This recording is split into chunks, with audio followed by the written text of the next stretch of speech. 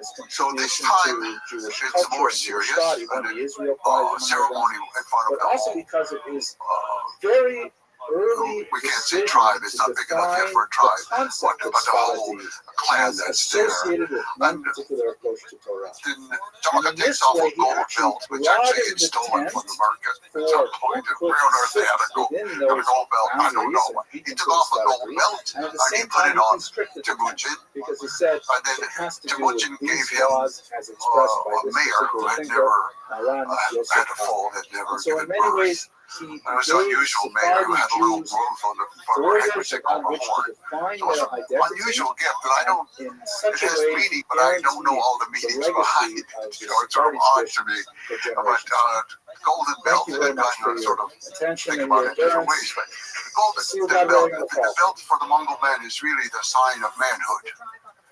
And in fact, this belt of Tus, a woman was often then and even now called person without a belt, because that's how they were at that time. Today, women wear belts, of course, but they still use the word buskui, with no belt.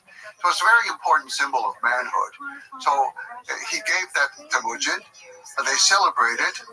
And then the words of the secret history, they stuck the part under the same blanket apart from the mother group, and they were happy together. And then when the baby was born, Temujin named the baby Tunch, which means visitor. Some people say, well, it's because the child was really a merchant child. Other people say, no, it's because he was a visitor on the territory of Jamuk at that time. And other people can say, well, Jamuk's ancestor, who had been born from the kidnapped woman who was pregnant, they had named that Jorigadai, which meant foreigner. So it's kind of like a parallel, visitor, the foreigner. And so Jamuk's clan took the name from him. They were called Jatavat.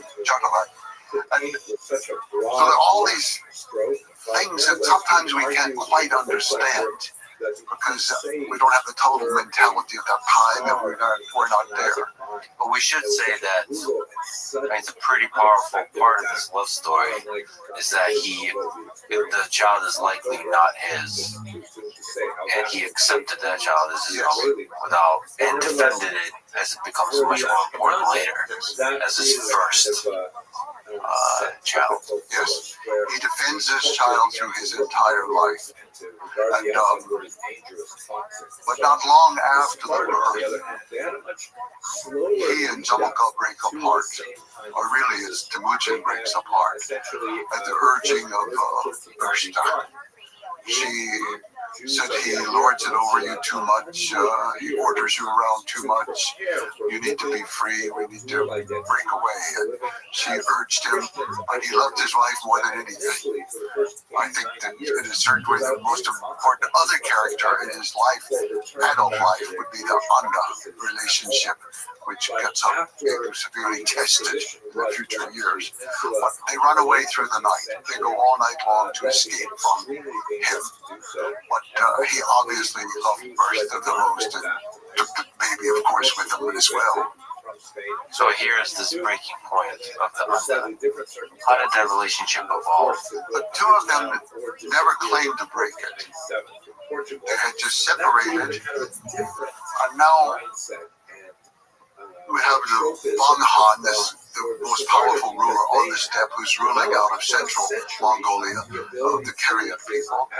And so Jamukha remains loyal to him, but at first so does Temujin. They're both loyal to him, but they're fighting in different kinds of campaigns.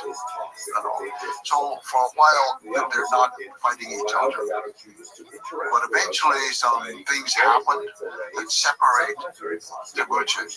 Temujin was making all of these great victories for Banghan. And he was even got the title Bang, which means from Chinese meaning prince or king. Banghan received that from the Jin dynasty because of all of these conquests against the Tatar people. So Temujin was rising up, and then he wanted his son to marry the daughter of Banghan. And Banghan said no.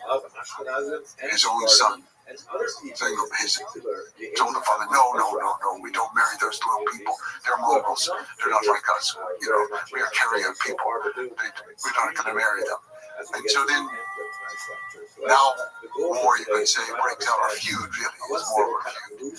And the Mujin has to flee far away into the east to a place called Baljuna. And he goes to Baljuna, and at this time, Jamilka is going to fight on behalf of his lord, Banghan. The two of them do not meet in combat, but now their forces are fighting each other. And they didn't see that. I mean, there's an obvious tension there. There's an obvious, if slight, breaking of loyalty, right? Yes, it's hard to know what's going through their mind at that point. We only have it later on when the relationship is being resolved in unfortunate ways, that they claim that neither one of them ever truly broke it because they never harmed each other directly. And in fact, then Temujin eventually defeats Banghan. So he takes over central Mongolia. He's starting to really rise up now. And he has the title from his own people of Genghis Khan. They give him that at Black Heart Mountain by the Blue Lake. It's a very beautiful, special place. But he takes that title. That's not a title that anyone had ever held that we know of, Genghis Khan. It was a new title that he just thought up, or somebody thought up, or somebody thought it had auspicious meaning behind it. It's very close to the word Tingis, which means the sea. It could have had something to do with that. Mongolians really like, you might say, puns. They like words with multiple meanings. And it's very important to them. The more meanings a word has, the more power that word has. So it has different meaning in different languages. So in Mongolian, it sounds like strong, chin. But in Turkic, and there are many Turkic people, including the Merkin themselves, are mostly Turkic people. It sounds like the sea, Tingis.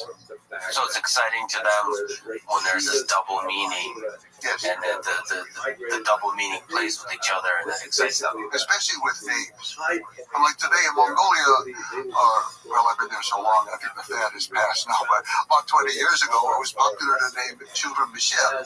Girls, because it's a French name, an American name, and it means smile in Mongolian. So it's the power of three great languages and three great civilizations. And so many names are like that.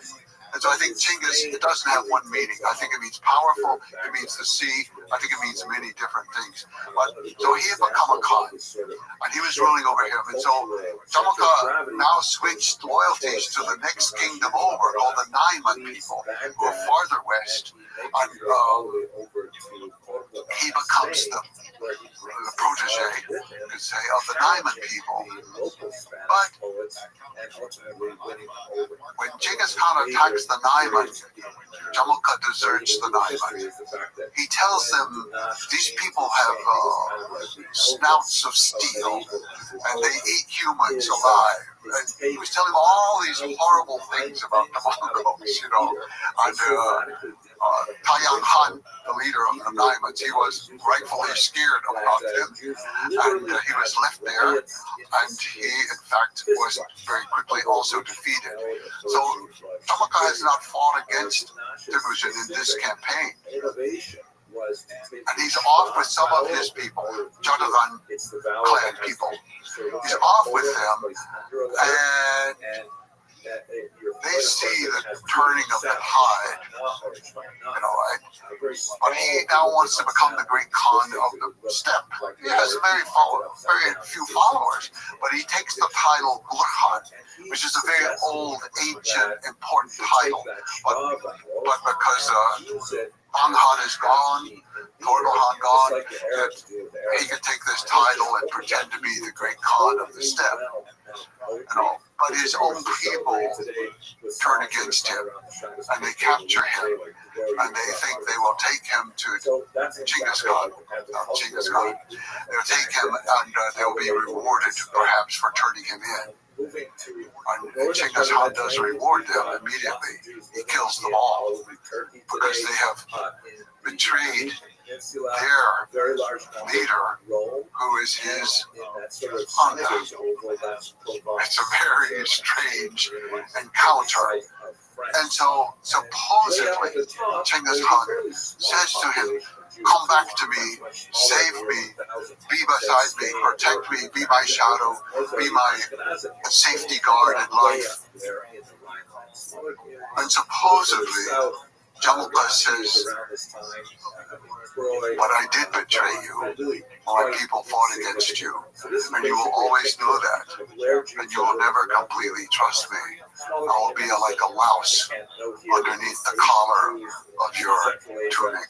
I will be like a thorn in the lapel of your dell. He said, kill me without shedding my blood. Let me die.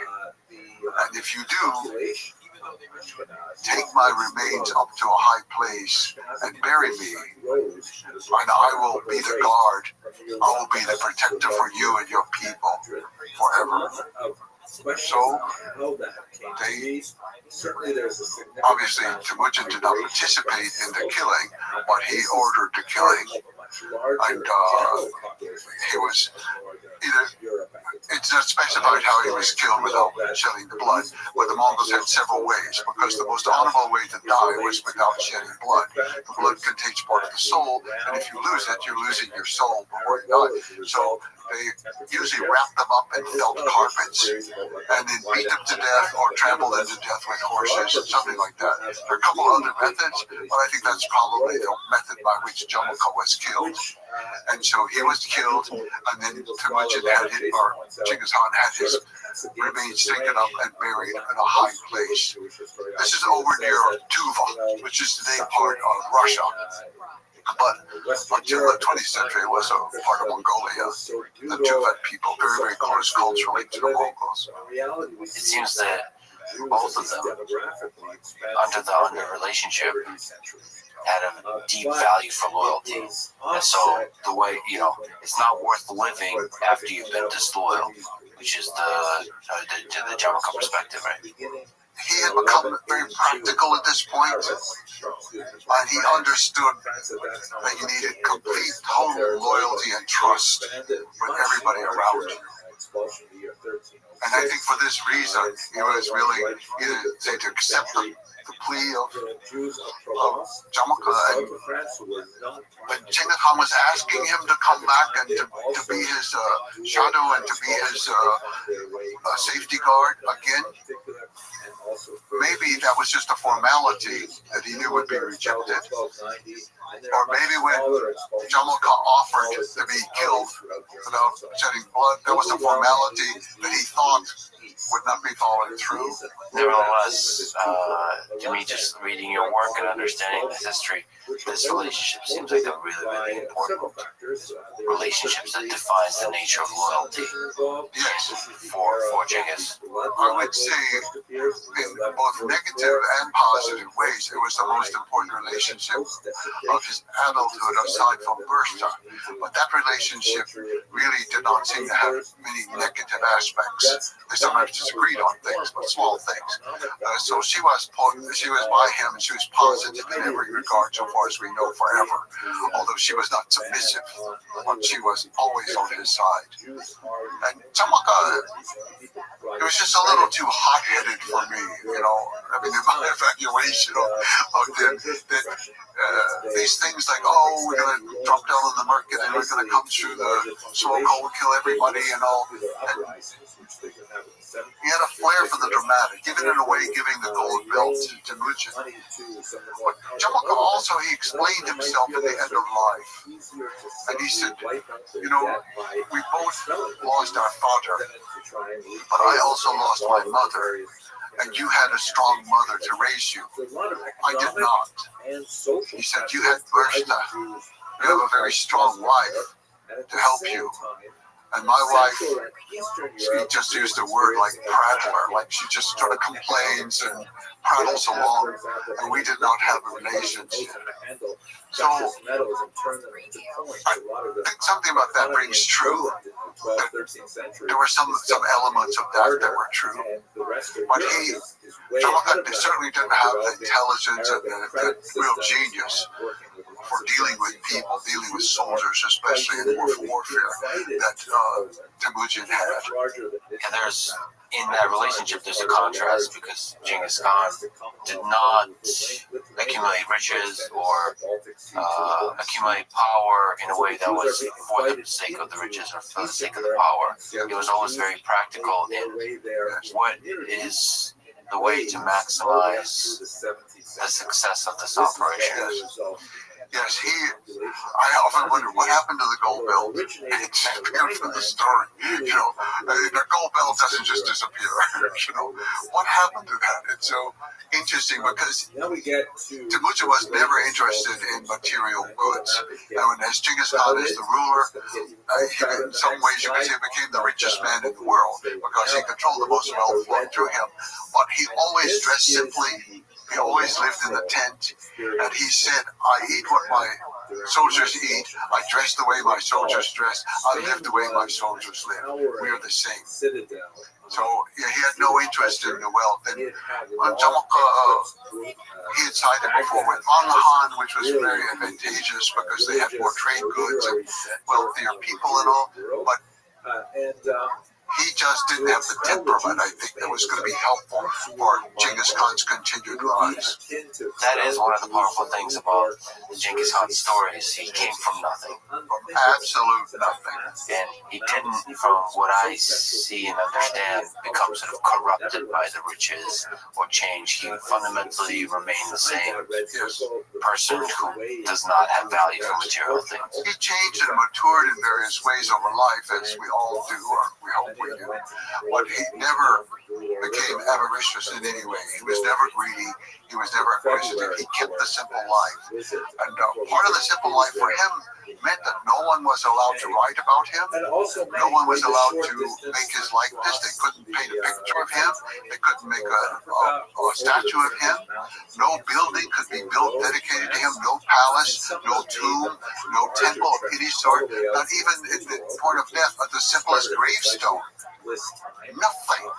It's fascinating that a kid, like a boy, that doesn't know the world would have the intelligence to understand how corrupting that is. Like the moment somebody builds a statue of you, it's like a slippery slope towards becoming, not seeing the world clearly, not seeing, surrounding yourself with sycophants that don't tell you the information, not being able to select the right people to lead the armies or to lead the territories that you conquer. So it's interesting that he had that foresight of don't record, don't worship.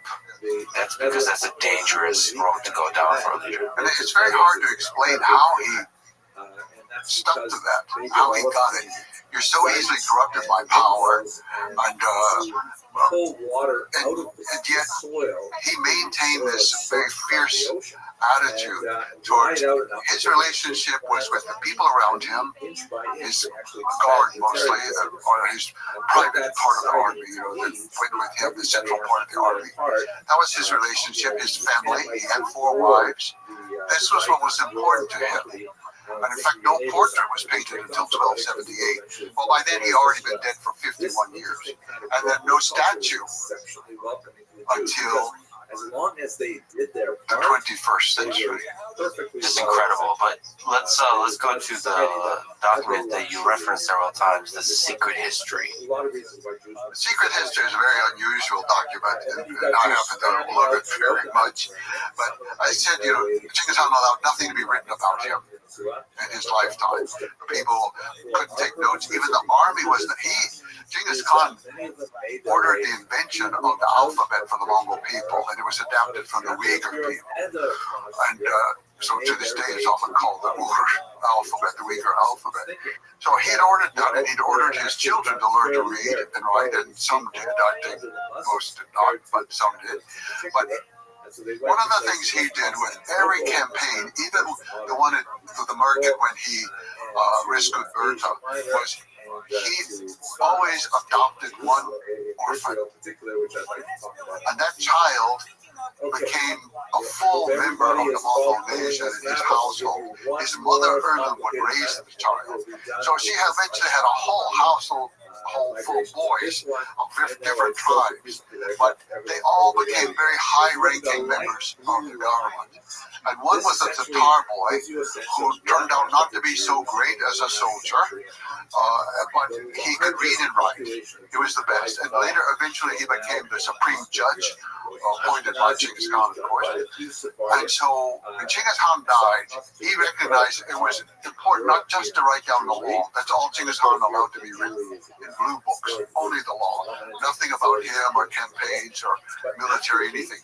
But Shigehutep was his name. Shigehutep realized that this was going to be lost, that this is a great historic thing that has happened. So he compiled the work. Part of it, I don't know, other people contributed, helped him. It's a little bit unclear. Mongols, they don't specify that. So they always tell you exactly where something happened.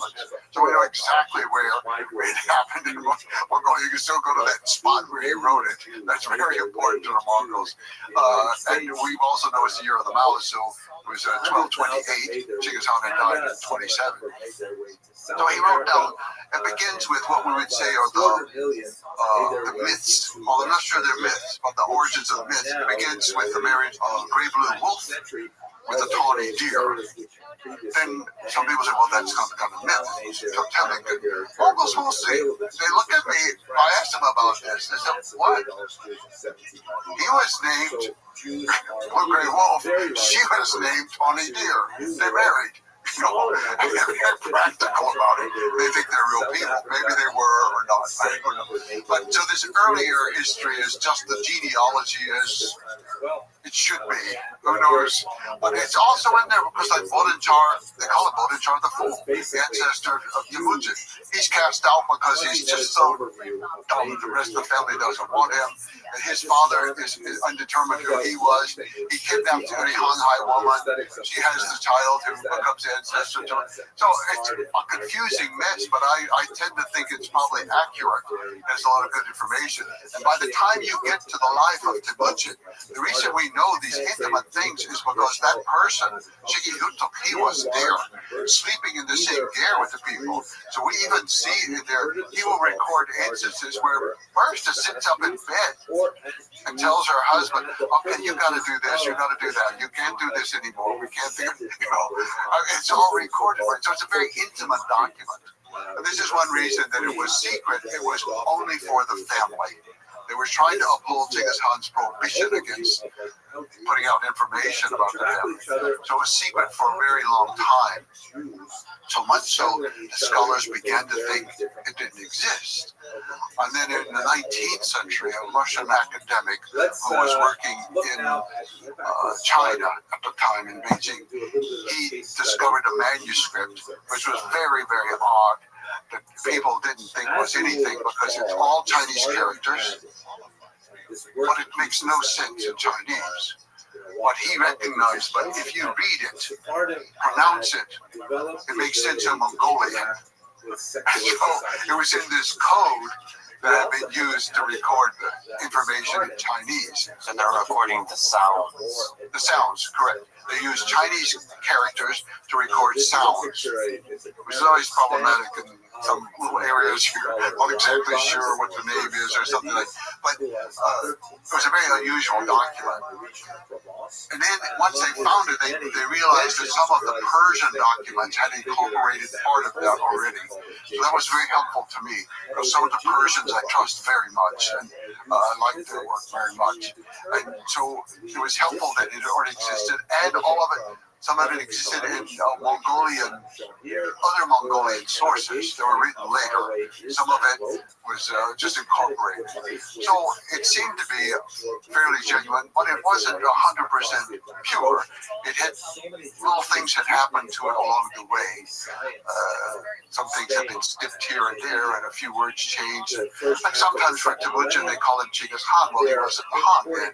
And sometimes they call him Han, which is like chief, and other times Han, which is emperor. Well, in Mongolia, it's a big difference. You know, so there are little things like this that move around that you're not sure why, but it's a document that I have great faith in. It was not published in English until 1982, but Francis Woodman Cleaves at Harvard University translated it in the 50s. It was ready for publication, and he was having trouble with the publisher, and so it didn't appear for nearly 30 years. It was supposed to be 2 volumes. The first volume is the translation. The second volume was going to be the notes, and the second volume was lost.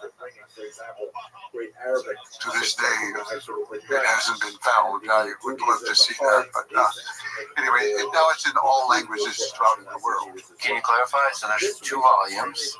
The 19th century Chinese manuscript covers the first volume. Yes, that was translated and then published by Harvard University.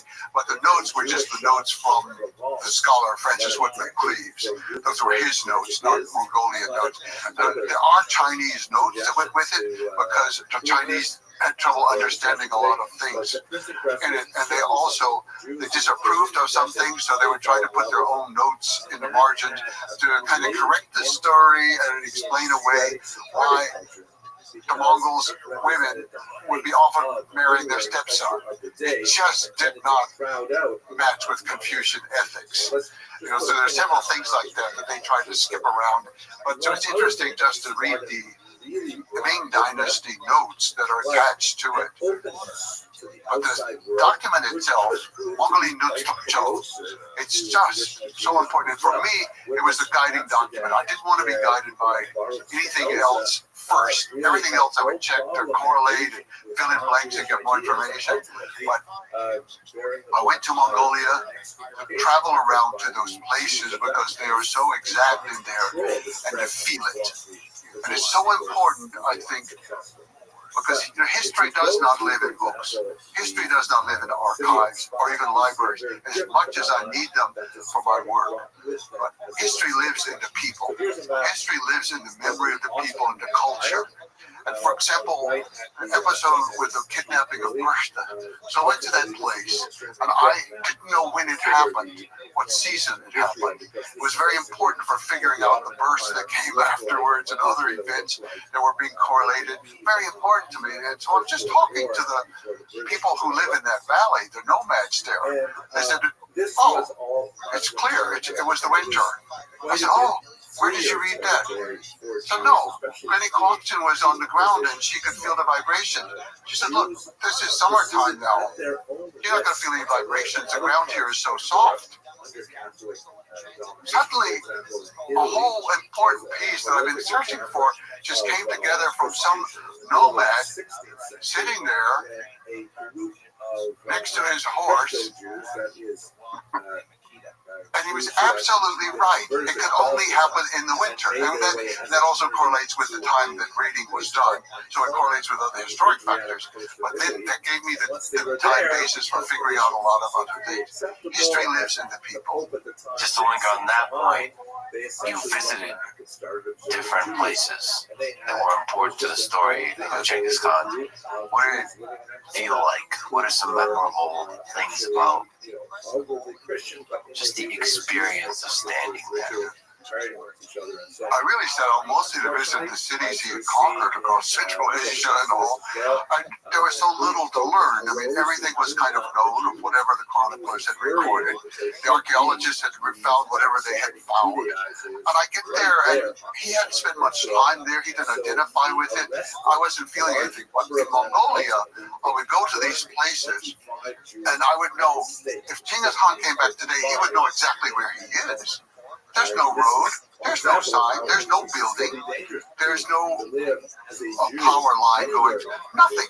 And just to smell the air, to feel it, to see the animals, to see what kind of animals live here, what kind of plants are growing here, you begin to get a feeling for how he was thinking. And then you begin to see, I know which direction they came from. The only direction they could come from was that way. You begin to see it, and his life starts to unfold in a very dramatic way.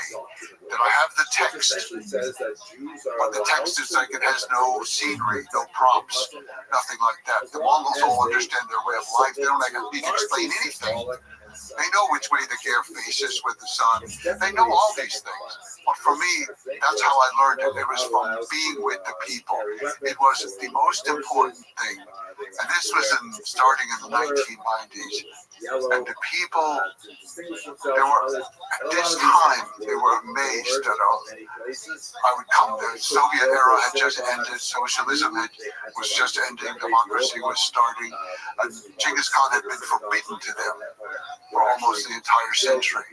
And every known descendant of Genghis Khan was killed in Mongolia. Following the secret history, that became the key to writing what I wrote. Take the history, which is difficult to understand. You have to go over it, and I often never understand different parts, or I change my mind. I think it was yes, now it's no. But the secret history is a valuable document. And to me, also, it's the opening document of Mongolian written language. And I think it's very important how the people begin their written language. And they begin it with the words, Derethinges, from highest heaven came the destiny of the blue wolf, who was married to the tawny deer, and their descendants, who came from the great sea to live at the base of Mount Prohanhoku. And then integrating the spiritual elements of nature, the mountains and the great sea, and this kind of just like a deep connection to nature that they have. Mongolia is a world that, for the most part, is the same as when Genghis Khan was there. We cannot say that for hardly any other place in the world. Certainly not for America, but just a few hundred years ago, it was entirely different. People, languages, everything. But you can't say it for London or Moscow or Constantinople, Istanbul, Constantinople. All of these things have changed so much. But Mongolia is still Mongolia. It's one of the largest countries in the world in space, with the fewest number of people, about today 3.3 million. And they're spread out, and they live in their environment in such an intimate way. This was important for learning about Genghis Khan, how he thought, how he hunted, how he strategized for war. You learn that from the people today because they are still there. They're still living. What's the open Mongolian steppe like? As we return to the feeling of Temujin and Genghis Khan, what's it like looking at this place that has not changed since his time? The first thing I think about the steppe is that you can see forever in every direction. There's no building, nothing to stop your line of view. And it's like being in the ocean in many ways. So you have this extremely open space, and the wind is usually blowing through it. But it's extremely fresh. It's coming out of Siberia, it's coming out of the Arctic, it sweeps down across Mongolia. It's cold as the thicket sometimes, but it's always fresh, always fresh. So you have the wind coming in, you have the smell of the wind, but also then there's grass. The smell of grass becomes very important. Now, because of the particular location, from one year to another, one area may have grass one year and then drought the next year, another area has grass. So you don't always know. If it's not grass, it's dust. Dust. Coriander dust doesn't smell so good, it doesn't feel so good. But that's just one more part of the country. The waters are mostly pure. Unfortunately, there has been pollution in this century from mining in several areas. But even when I was there, even today, when we go to some place like the Salink River, where we talk about the market live, so it's a place of pure waters, and that's how the Mongolians define their world, is by the water. They don't, Genghis Khan does not give lands to his sons to rule. He gives waters and people to rule. They do not refer to the earth as land, they refer to the earth as Dala, ocean, the sea. And so water is very important. And to learn the rules about water, you don't camp by water. If you camp by water, your animals and you are going to be polluting it, messing it up. So they're back, maybe in our modern terms, about a kilometer back. You take the animals to the river, to drink, and then you take them away. You do not bathe in that river. You take the water away from the river, and you bathe away from the river, so you do not pollute the river. The rules are very strict and very clear. They're from the time of Genghis Khan about how to deal with it. But also, it's dangerous to live close to the river because there are flash floods in the summertime. You could suddenly have it, and it could wipe away if your camp is right there by the water. So the people, they live with nature in a way that I don't see anywhere else in the world. And even today, with the changes with the cell phone and with solar panels, and they could get TV out in the middle of the step, still they're living a similar life. The young people, of course, want to drive a motorbike, but they're still herding cows and yaks and camels. If it's on a motorbike, okay, they're still doing it the local way. But then if we go to the time of Temujin, Genghis Khan, another component is the horses. We'll talk about the relationship with the horse. And thinking about this open steppe, from a young age, there's been all Mongols are trained to master riding horses, as you write, while standing on the horse. So they learn how to ride while standing on the horse from a young age. While standing on the horse, they often jousted with one another to see who could knock the other off. When their legs grew long enough to reach the stirrups, they were also taught to shoot arrows and to lasso on horseback, making targets out of leather pouches that they would dangle from poles so they would blow in the wind. The youngsters practiced hitting the targets from horseback at varying distances and speeds. The skills of such play proved invaluable to horsemanship later in life. Can you speak to the relationship of Genghis Khan and the Mongols to horses? The Mongol and the horse are inseparable. I wrote one line in the book to the editor because that was insulting.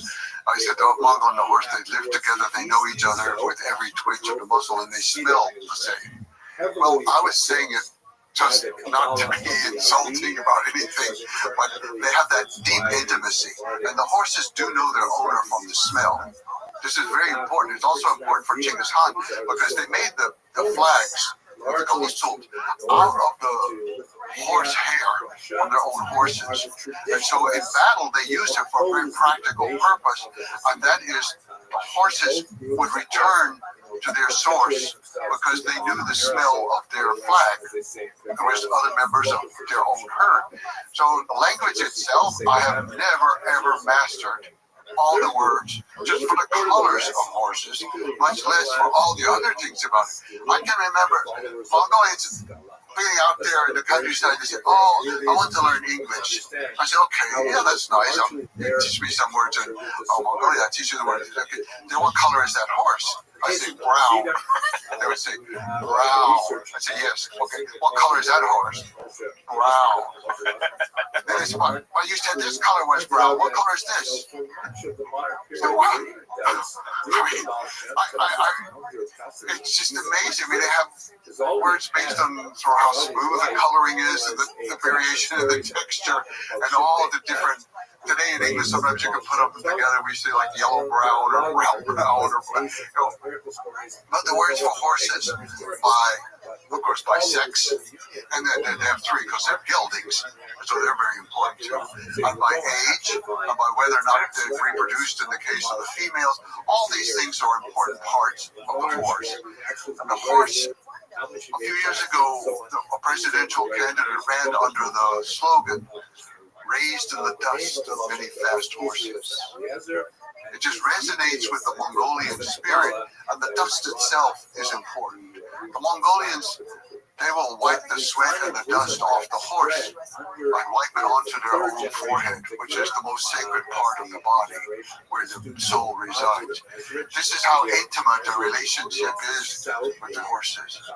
And they're hard on them in some ways. They train them very well. They ride them very hard. But the horses are also trained for that. They use a very small crop. It's a little bit like a stick with a slight whip at the end that they hit the rump of the horse. never anything else. They're horrified at Western people who use metal spurs and metal to harm the horse in the stomach. And to harm the head of a horse, they say it's a capital crime. I don't know anyone's ever executed for it, but you never ever harm a horse's head. So horses are important in every way, even religiously important with the making of the fermented horse's milk. That the mother goes out every morning and she throws some to each of the 4 directions to start the day. And they use it for every kind of thing. But you know, some things puzzled me that in my watching, I remember one day being with a very nice family. It happened to be on a gelding day when they were out there gelding the would-be stallions who don't get to be stallions. But this family, they had a bunch of boys, and only think they had 1 or 2 girls, were like 4 or 5 boys. And one boy was maybe 11 years old. He fell from the horse. You could see it not so far away. He fell from the horse. He didn't get up. No one moved. They all kind of turned attention away. And I thought, what am I supposed to say? This boy fell down. Somebody go get him. No. And then the boy was trying to hobble back. He still had the reins on his horse, but he couldn't remount. He was trying to hobble back, so his little brother went out to help him come in. And they came into the gear, and they sat down. The mother just turned her back. And I'm thinking, how on earth could you do this? This is a child. This is your child. You know, but 2 weeks later, by chance, another boy who was practicing for Nata, the annual races, like this boy had been doing, he was off in an area right close to the forested mountain area, and the horse bolted, took off through the woods. He was knocked off by a tree, and then the horse went deeper into the woods. The boy followed him. The boy became lost. The boy was 12 years old. He was lost for 2 weeks, and he lived. I would have died in 48 hours. He lived. He said, well, he slept in the daytime when it was warm. He walked at night when it was cold. Even though this was the summertime, the nights can be quite cold, especially on the mountain. And he sang loudly all night long to keep the wolves away. And he knew what to eat. And then he walked until he found water moving, and then he would follow that water down to the next. He lived. And I realized the boy falls from the horse, his mother's not going to be there. She knows that. It's probably hard for her to see her boy suffer, but she knows. Just a small tangent. There's a wrestler named Gary Cole, and he tells the story about mental toughness, that the first time he saw truly mentally tough people was when he visited Mongolia for a wrestling tournament, and he remembered that they were taking showers in ice cold water, and you know, all the other wrestlers that would take the shower, and then when the water hits them, you could see a little grimace. With the Mongols, there was just nothing. It was emotionless. So like ice cold water or any other kind of hardship, you build a hardness. And I suppose that falling from the horse is just an example of that. There's a mental hardness and a mental toughness. You have to be able to take care of yourself. And with the weather, for example, often in that time and still today, some people, if they can have the privacy to do it, the men will strip naked in the first heavy snow and roll around in the snow in order to prepare for the coming winter. And the valley where I live, the wrestlers come there and train in the summertime for the competition. And the water's very cold coming down from the mountain. And every day, when there's a break, they go down, they take, again, they do not get in the water, never, but they take the water and they pour the cold water over themselves. And yes, it's refreshing to them, refreshing. Well then, getting back to the horses, the value they had for the horses and the horse riding skill they developed throughout their life created one of the most unstoppable military forces in history. So if we just talk about the mounted archery that they've employed in war, the Mongols were able to do targeted shooting accurately at 200 meters or more while riding fast, up to speeds of 60 kilometers an hour, I read. So there's a lot to say. Like, you have the time, and just watching some of the videos, it's just incredible how stable you can be on top of a horse. And I guess you're supposed to be shooting in a moment of the gallop when all four of the feet of the horse are off the ground. And so you have to time all of that. You have to position your body to maintain balance. And then there's the skill of the actual holding and shooting the bow accurately. And there's obviously the technology of the composite bow, the recurve bow. And they've also, I read, used crossbows later that adapted the technology. And there's a particular kind of thumb draw that you use for shooting with the composite bow that works for a horse. Because the thing is bouncing up and down, right? So you have to not drop the arrow. It's just incredible to be able to shoot while the horse is close 60 kilometers an hour. Anyway, can you speak to this kind of exceptional excellence that the Genghis Khan and the Mongols had for riding horses and engaging in war off of the horse? The Mongol, the horse, and the bow were a perfect combination, and it was the most lethal weapon known to the world before the modern era. It was incredible, the synchronization and the timing of the movements, and also the years of skill. The fact that from absolute birth, the Mongols would be on a horse, and by 3 years old, they would probably be riding alone on the horse. And when I first went to Mongolia in the 1990s, at that time, all jockeys on horses for races had to be under 6 years old. That was the age limit, the cutoff was 6 years old at that time. And so you had some as 3 years old racing. It's absolutely incredible. Of course, at that age, they can't even have a saddle because it can't even be used. So all they're doing is staying on the horse. The horse has been trained to do what it has to do, and they just stay on it. Well, by staying on it, they learn the horse to become one. And not just one horse with one rider, but one rider with several horses. Usually 5 is the number that you should have for you when you go off to battle. And this ability to then shoot. You have to defend your animals. There are wolves around, foxes, other things. In some areas there were even tigers and other animals that would come in. And you had to be able to shoot to defend it against other people who might be raiding you. So they became excellent archers.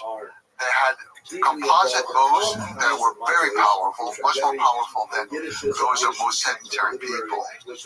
Now I say all that because it's very important, but those are all sort of nomadic traits of the great steppe anyway. I mean, in an earlier version, you had the Huns who came out of Mongolia, and Hun is just the Mongolian word for human. That's, to this day, that's what they say for human beings. So they came out of Mongolia, and all the early Turkic groups came out of Mongolia, and they had the similar skills. So you have this perfect weapon, but also you have to have perfect strategy and how to coordinate it and organize it and use it. And this is where the genius that I cannot explain at all, but the genius of Genghis Khan came in. Other people, I think, had been very good in earlier times, a number of Turkic leaders, and also, or even Attila the Hun, who, of course, was actually born in the West, but they were charismatic leaders and very dramatic leaders. And it wasn't that they were so excellent in their strategy. They were very good in warfare, and that's what carried them through. Genghis Khan's army was extremely good in warfare, but small. He never got probably above 100,000, at the most 110,000. That is small. When you're going against China, that has millions just in the army, not counting the country, and you're going against Russia, and you're going against the Middle East and Persia and Afghanistan, and these areas, your whole army has to be as finely tuned as each rider, each bow, and each horse. That's the weapon. But the army becomes the super weapon of Genghis Khan, how he organized it, and how he used it, and the strategies that he put together. Yeah, when you have a small army, just think about that. A small army that conquered the world. It would fit in a stadium today in America. So there's extreme efficient coordination of units. Mostly cavalry, right? All cavalry. It's all cavalry. He had no infantry, and he had no baggage train. He had no backup commissary. Early on, no engineer corps. Later, one was added much later. But all cavalry. And so there's light cavalry and heavy cavalry, and breaking down units using the decimal system, 10, 100, 1,000. So there's a kind of hierarchy where you delegate authority, but to the degree there's commands, they must be followed strictly. So for like extremely efficient, accurate, precise deployment of these troops on the battlefield and the dynamic movement of the troops, including all the interesting tactics that were utilized, you have to have really good communication and coordination. And for that, orders must be followed. Is there something to speak to that? Like, how do you tune this kind of system to where everybody is working together so well? I think the first point is the extreme loyalty of the people whom Genghis Khan chose. His kinsmen, as we said, had deserted him. His Anda was a personal relationship. But all the others that he found were just common people, herders or hunters, very common, and they were loyal to him and never, ever revolted against him, never betrayed him. So he had extreme loyalty. And then, as you mentioned, he organized his decimal system. So the smallest unit of the army was the Oft, the squad of 10 men. They were put together, and then the head of that squad, he had total control over it. But the men knew that they were going to protect each other, and they had to come back with every member or everybody. You don't leave anybody behind. So this was extremely important. So if you submit to the orders of the man in charge, you know that he's risking his own life for you also. And you know that your brother on the left and on the right is risking his life for you. The army they were organized with 5 horses, each man. They had their bow and they had a lot of arrows, as many as they could have. But they also retrieved arrows at the end of their battle. And they also would retrieve the enemy arrows. This was a great advantage whenever they hit Russia, because the Russians could not use Mongolian arrows. They could knock them in their bow, but the Mongols could use Russian arrows. Right? So all these little things, but it's not even just the arrow. Also, they had to carry needle and thread. Every soldier had to be able to sew. And sometimes that could be a torn garment. It could be a piece of skin or a wound that somebody had. It was a very odd thing when you think about the army of Genghis Khan, and they're carrying everything themselves. They don't have any pack train behind them. And then one of the things they have to carry is needle and thread to sew up things. A complete self-reliance in that regard. Yes. They also carry dried dairy products. Bottled, it's called, with a dry curd, and they can keep it for a couple of years even. But you dry it, and then when you need it, you can put it in a flask of water. You ride all day, it joggles up and down, boom, boom, boom. It turns into kind of thick protein. It's said that the Mongols could easily go 3 to 5 days without ever building a fire. They had enough food there. So all these little things at the lowest level were important, as well as the highest level of his loyalty of his men to him. And it went all the way down. Loyalty was extremely important. And he organized the army into left wing, right wing, or east and west. Mongols, the word for left is east, the word for right is west. So those 2 wings. And then in the middle was the pole, the center, this moving center. That was his bodyguard and his unit in the middle. They usually didn't have a vanguard and a rear guard. Or sometimes the vanguard would go out as much as 2 years in advance to clear the land, run the people away, scare them, make them go away, so that the grass is left there for the army when it moves through. And they never marched the way other armies do it in a line of one following the other. They would always go in long lines spread out in wings, so that each horse is on its own path, you could say, but all parallel together. So they had very precise ways of doing things. And This, I think, was the secret with him. And he used the best people, but he also he was willing to train them as much as possible. He never punished them for what happened. So Shiki Hutuk, for example, the Supreme Judge, he was command one time of a group in the battle in Afghanistan, and he lost the battle, which is very, very unusual for Mongols. So Genghis Khan went out with him, said, okay, let's go to the battlefield together and look it over. And you explain to me what you did, and then we will talk about it. So he was very thoughtful in the way that he was training the people around him. And they knew they were going to be punished. It's not like these countries where the general comes back and gets executed because he lost. No, Genghis Khan knows every general is going to try 100%. And if they retreat, fine. They're saving Mongol lives. They know what to do, and he respects that. So all these things like that fit together. But I think a part of it that was important for him, so he had this base from steppe warfare already. The horse, the archery, and how that all fit together. But he was very quick to embrace any kind of other technology that he saw. I think that sedentary armies, like sedentary civilizations, they get stuck in their ways. This is how we do it. And we're going to make it a little faster, we're going to make it a little bigger, a little stronger, but this is how we think. Genghis Khan had no set way to think. And when he encountered the first walled cities around 1209, after founding his nation in 1206, he went out on these raids. And I really think they were raids, not wars at first. So he went into Tangut territory of what's now northwestern China in the upper reaches of the Yellow River. So he went there, and of course the cities have walls around them. This is a man who's never encountered a wall in his life. Well, he did, but they were made out of felt. The walls around his tent are, felt walls. Yeah, just imagine what it's like first time in your life seeing a wall. Yes. When you come from the Mongolian steppe where there's very few even natural wall-like things. Well, they have like the wall cliffs in some places. They're familiar with that. They can climb them, but they don't have people at the top shooting down the mountain.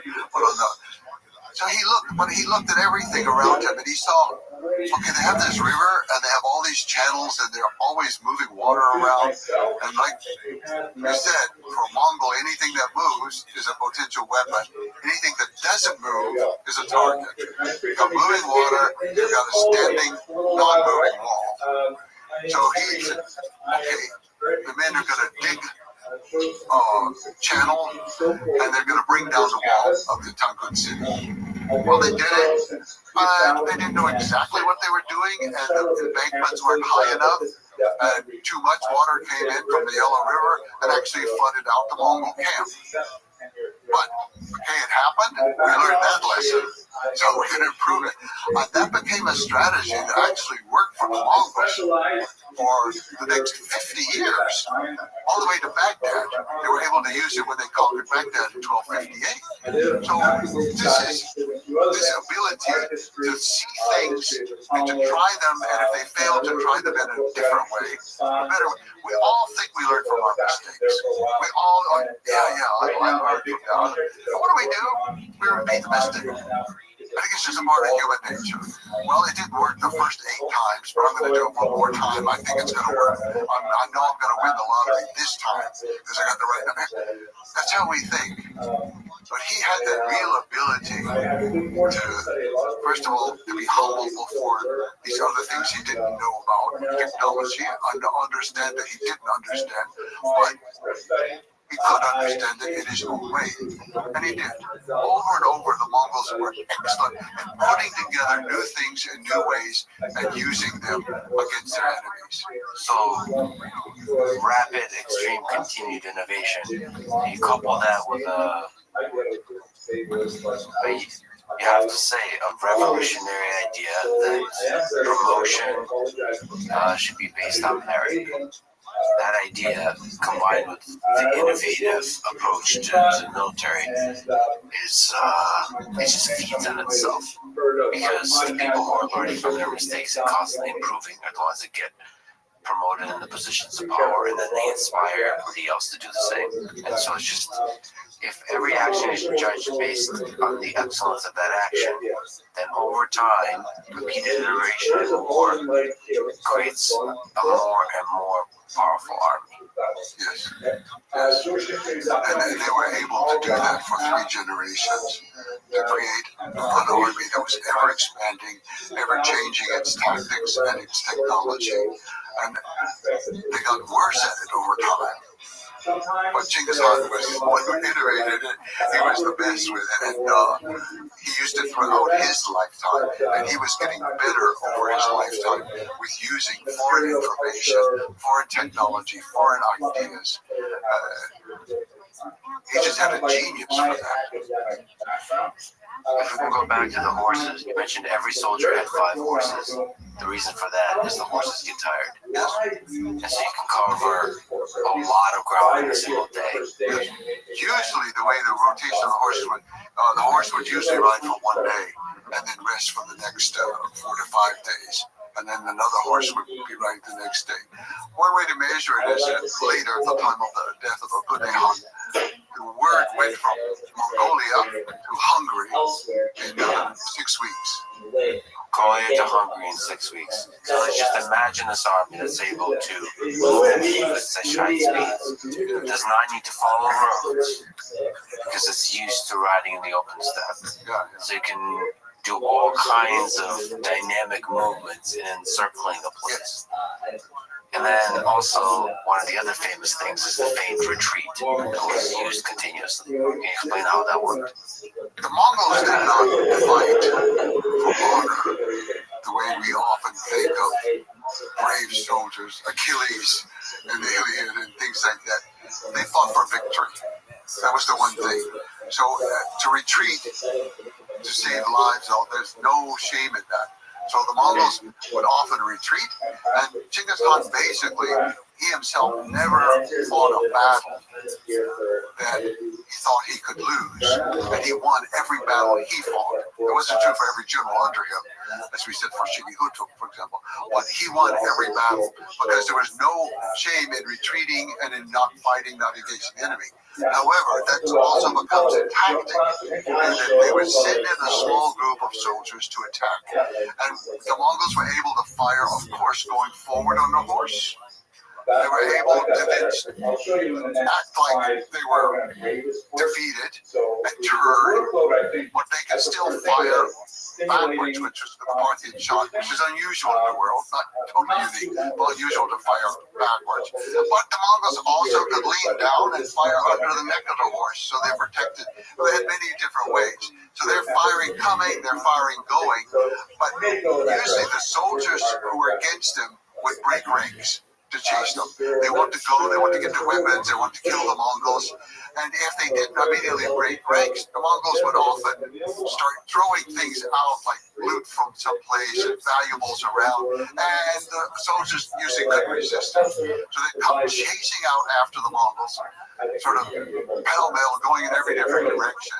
And then they would get to a certain point, and from behind the 2 hills, the Mongol army would come and slaughter them. Over and over, this tactic worked. It's like the one with the water. I'm thinking, the people, how can they not know this is what the Mongols are doing? How can they not know that? Human nature, there's something that when the forces are retreating, you want to run after them. You can't help it. I don't know what that is. That's maybe the animalistic. But take that with the ability at high speed for the Mongols to encircle and attack the flanks, which there's been many great military historians who have written about the great military forces throughout history, and one of the things you write about, and in general, is the Mongols don't get written about almost at all, and don't get credit for the military tactics and the military genius exhibited through the different strategies. This kind of idea of the feigned retreat and then attacking the flanks, that's, been, if if not invented and perfected by by Genghis. He really was a military genius. But there were other things too, they didn't like roads. They just didn't like the roads. So they would often be coming from some direction that nobody ever came from. And the people would be unprepared for that. The most famous example is probably in Bukhara. This is a beautiful, wonderful old city, a great place in the world to this day. And they came across the desert. Well, nobody had ever attacked across the desert, so people see dust coming. They think, oh, caravan. They don't even know what's going on. But it was the direction that was a surprise element in that particular case. So he was able to think in ways that the other people were not thinking and to be able to surprise them. What do you think it, again, felt like to have this Mongol armada, the horses? The ground must shake when you have that many horses. What do you think it feels like to be in a town when Genghis Khan is approaching? I think the terror was one of the greatest weapons that he had. That he cultivated this reputation of ferocity. Not only did he win battles, but he didn't allow people to write about him, as we said, but he encouraged refugees. And when he conquered a city, he always made sure there were plenty of refugees to go to the next city, because it's going to weaken them, it's going to weaken their food supply, and they're going to terrorize the people with tales of the millions of people that the Mongols killed with their steel chiseled teeth and eating children and all kinds of horrible tales. Genghis Khan encouraged it. This is propaganda. It's terrorism of a mental sort to weaken the enemy. And so when you hear, or even if you know they're coming, you see the dust, you hear the kind of roar that comes with all those horses and the trembling of the earth. It must have been truly terrifying. So psychological warfare was a part of the whole process. But as I understand, there was always an offer for the towns and the territories being attacked for them to surrender peacefully without the loss of life. And the alternative would be a near complete loss of life. Can you speak to that? Genghis Khan had a precise system. Exactly. He sent in envoys first to explain to people a little bit about the Mongols. Already much was known, but to explain to them that if they surrendered, all the lives would be spared, and they could continue in their professions. It's just that now the rulers would be the Mongols. They would have to pay the taxes, and usually would be the same taxes they paid before, but now they would go to the Mongols. That was kind of the general system. And because you only have 100,000 soldiers, you can't leave a detachment there. So you've got to leave the local people in charge to run their country, or their city, or their area, the way they have done in the past. He was absolutely faithful to that. In one episode in the north of Persia, modern Iran, his son-in-law, Toghtan, violated that and was stealing and looting from the people who had surrendered. Genghis Khan called him in, and he stripped him of his rank, and he said, the next city, you go first, as a common soldier. And of course he was killed in the next battle. I don't know the name of the daughter, unfortunately. I'm trying to figure that out. But anyway, it was a close relative to him, and he was killed in the next battle in this law. So that was the law. So then, if the city fought, and all was won, they did not kill everyone. What they did was they killed all the leaders. They felt like the elite had not served them well, and they used to kill the army because they couldn't incorporate the army into their own. The army had failed, but the one thing that they valued were all the artisans, everybody who had a skill, and that skill could be making a pot, it could be hammering out a metal plate, it could be weaving carpets, it could be translating or just reading and writing. Every person with a skill was spared. So the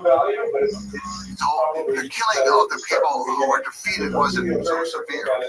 What was truly severe was if you surrendered, and many of them did, and then they knew they would not be harmed, so they're not harmed. The Mongols go on. The Mongols are hundreds of miles away. And all of a sudden, forget about the Mongols. Genghis Khan sent word that we're supposed to send so many cows or sheep to help out. Forget about the Mongols. They're far away. No, he stopped. He returned. He conquered the city, and he killed everyone. That's the way it works. So the most drastic slaughter happens when there's an agreement and there's betrayal. Yes. As it turned out, I would say it was more the Middle East, or what we call it around Iran and Afghanistan, where these were the worst cases. And I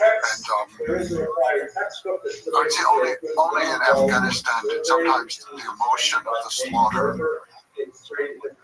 take over in an unfortunate way. He had a grandson whom he loved very much, and that grandson traveled with him, and he had the happy childhood that Temujin had not had. And I think Genghis Khan just loved that about him. But in Afghanistan, he was sent off to conquer the valley of Bamiyan, where the Greek Buddhists are exiled. He was sent to Bamiyan, and as it says in the Persian history, the thumb of fate fired the arrow that shot him down. He was killed. And for Genghis Khan, he had never lost a family member, not one. None of his sons, none of his grandsons in battle. He had not lost them. And now to lose the most valuable grandson you have, the one that your pride and joy in so many ways. And so he called the father, his own son, to him, and did not tell him, and he did not announce it to the public. And the son came, and the son didn't know why he was being summoned. And Genghis Khan said, you have to tell me that you will not cry or moan when I tell you this, but your son is no more. And the father no one was allowed to moan. No one was allowed to cry. No one was allowed to do anything. You just, he said, make them cry. You know, he came down on the people of Afghanistan so harsh. And it went on for weeks and weeks, the killing in Afghanistan. And then it just kind of wore itself out. He recognized that he had allowed his emotions to overcome practicality, and the slaughtering of these people should stop. And so he did. That's the only time I know of that he really kind of lost control of his own emotions. And it's something we can all understand, but his response was truly extreme. We will not cry, we will not mourn. They will cry, they will mourn. So that goes against the old, rational way he approached war, which is peace is offered and betrayal is punished. I said, and he did not slaughter the people in the peaceful towns. What happened was the killing of what people thought was the heir, and he well may have been, of Genghis Khan. The killing of him revitalized a lot of people's hopes, and a lot of cities revolted. The ones who did not revolt were not killed. But the cities who were revolted, he killed them all. There was a mass slaughter. There are estimates that Genghis Khan and his Mongol Empire were responsible for an estimated 40 million deaths, approximately 10% of the world's population. So to put this number in the perspective of the modern day, that would be equivalent to killing about 800 million people in today's population.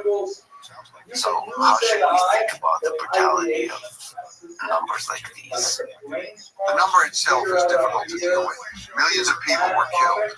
For every family that lost someone, it's a total loss. It doesn't matter what the number is, it's a tremendous loss. And there was tremendous loss of life, as in every war. I don't think we should judge him any differently than other conquerors in history and other countries today that fight wars, including our own country. Whatever we are willing to permit our country to do, we should be able to understand why Genghis Khan or the Mongols did it. You look today in the world, people are killing children, women, civilians, every day. Every day. There's always the name of something, in the name of peace, or in the name of God, or in the name of our nation. There are always reasons for the killing. And the United States has certainly involved with that. Supplying the weapons for bombing people, invading Afghanistan, fighting in Iraq, fighting in Syria. The United States is very involved in that. It's always, oh, but we're defending democracy. Yeah, we brought a hell of a lot of democracy to Afghanistan. We killed a lot of people. You can even look back to World War II, our great moment of democracy and bringing freedom and democracy to Germans. We dropped atomic bombs on Hiroshima and Nagasaki. Those were not military targets. We were not doing anything strategic against the country other than terrorizing the country by killing women and children. That's America. That's us. My father fought in that war. In fact, he fought in all. He fought in Vietnam, he fought in that war, and he fought in Korea. And he was a good American, and there's nothing wrong with it. I don't even condemn America, but I'm saying, how can we condemn one set of people for doing it and then excuse it in ourselves? But we tend to do that. We, especially barbarian people from the steppe, for example, we tend to demonize them. Or any enemy we have, we tend to demonize them. You said a lot of interesting things there. So one is just the very nature of war. And wars how that sometimes things like dropping the atomic bomb, which is an act of essentially terror, in the same style as Genghis Khan, in an attempt to prevent further. It's a justification. People are always fighting for peace. Always fighting for peace. World War I was to make the world safe for democracy and peace. In World War II, well, what happened? We went to war in Korea. We went to war in Vietnam. We bombed Cambodia. We bombed Laos. We bombed Afghanistan. We bombed Syria. We bombed Iraq. We're always fighting for, and I'm not a pacifist. I am not. I grew up surrounded with soldiers, and I'm not a pacifist. But I am trying to be a realist, that all nations kill. It happens everywhere. So can we universally also then, in the way you're passionately criticizing wars of the 20th century, can we also criticize Genghis Khan and Alexander the Great and the wars fought by Caesar and others in the Roman Empire, that they're essentially wars of conquest, and in some human way were not necessary, or were not defensive. They're just part of this human drive to expand, to explore, and to accumulate power. Maybe this is a good place to also talk about somebody I respect a lot, Dan Carlin of Hardcore History Podcast. He did an amazing series on Genghis Khan and Mongols called Wrath of the Khans. I recommend people go listen to it. So he had a lot of interesting ideas there. One of them, he presented the idea of historical arsonists. So referring to figures who cause immense destruction but also paved the way for new developments and progress. Basically making this complicated case that destruction often in history paves the way for progress. So what do you think about this idea? Creative destruction, it certainly works in some aspects of life, even with ourselves. For example, if we can creatively destroy some of our habits and build new ones, it sometimes works, or we can destroy relationships that we're in order to create new ones that can work. When you start applying it to world history, it does become a little bit more difficult. I certainly think that these episodes create great changes. You can see great changes that happen because of the Mongol Empire.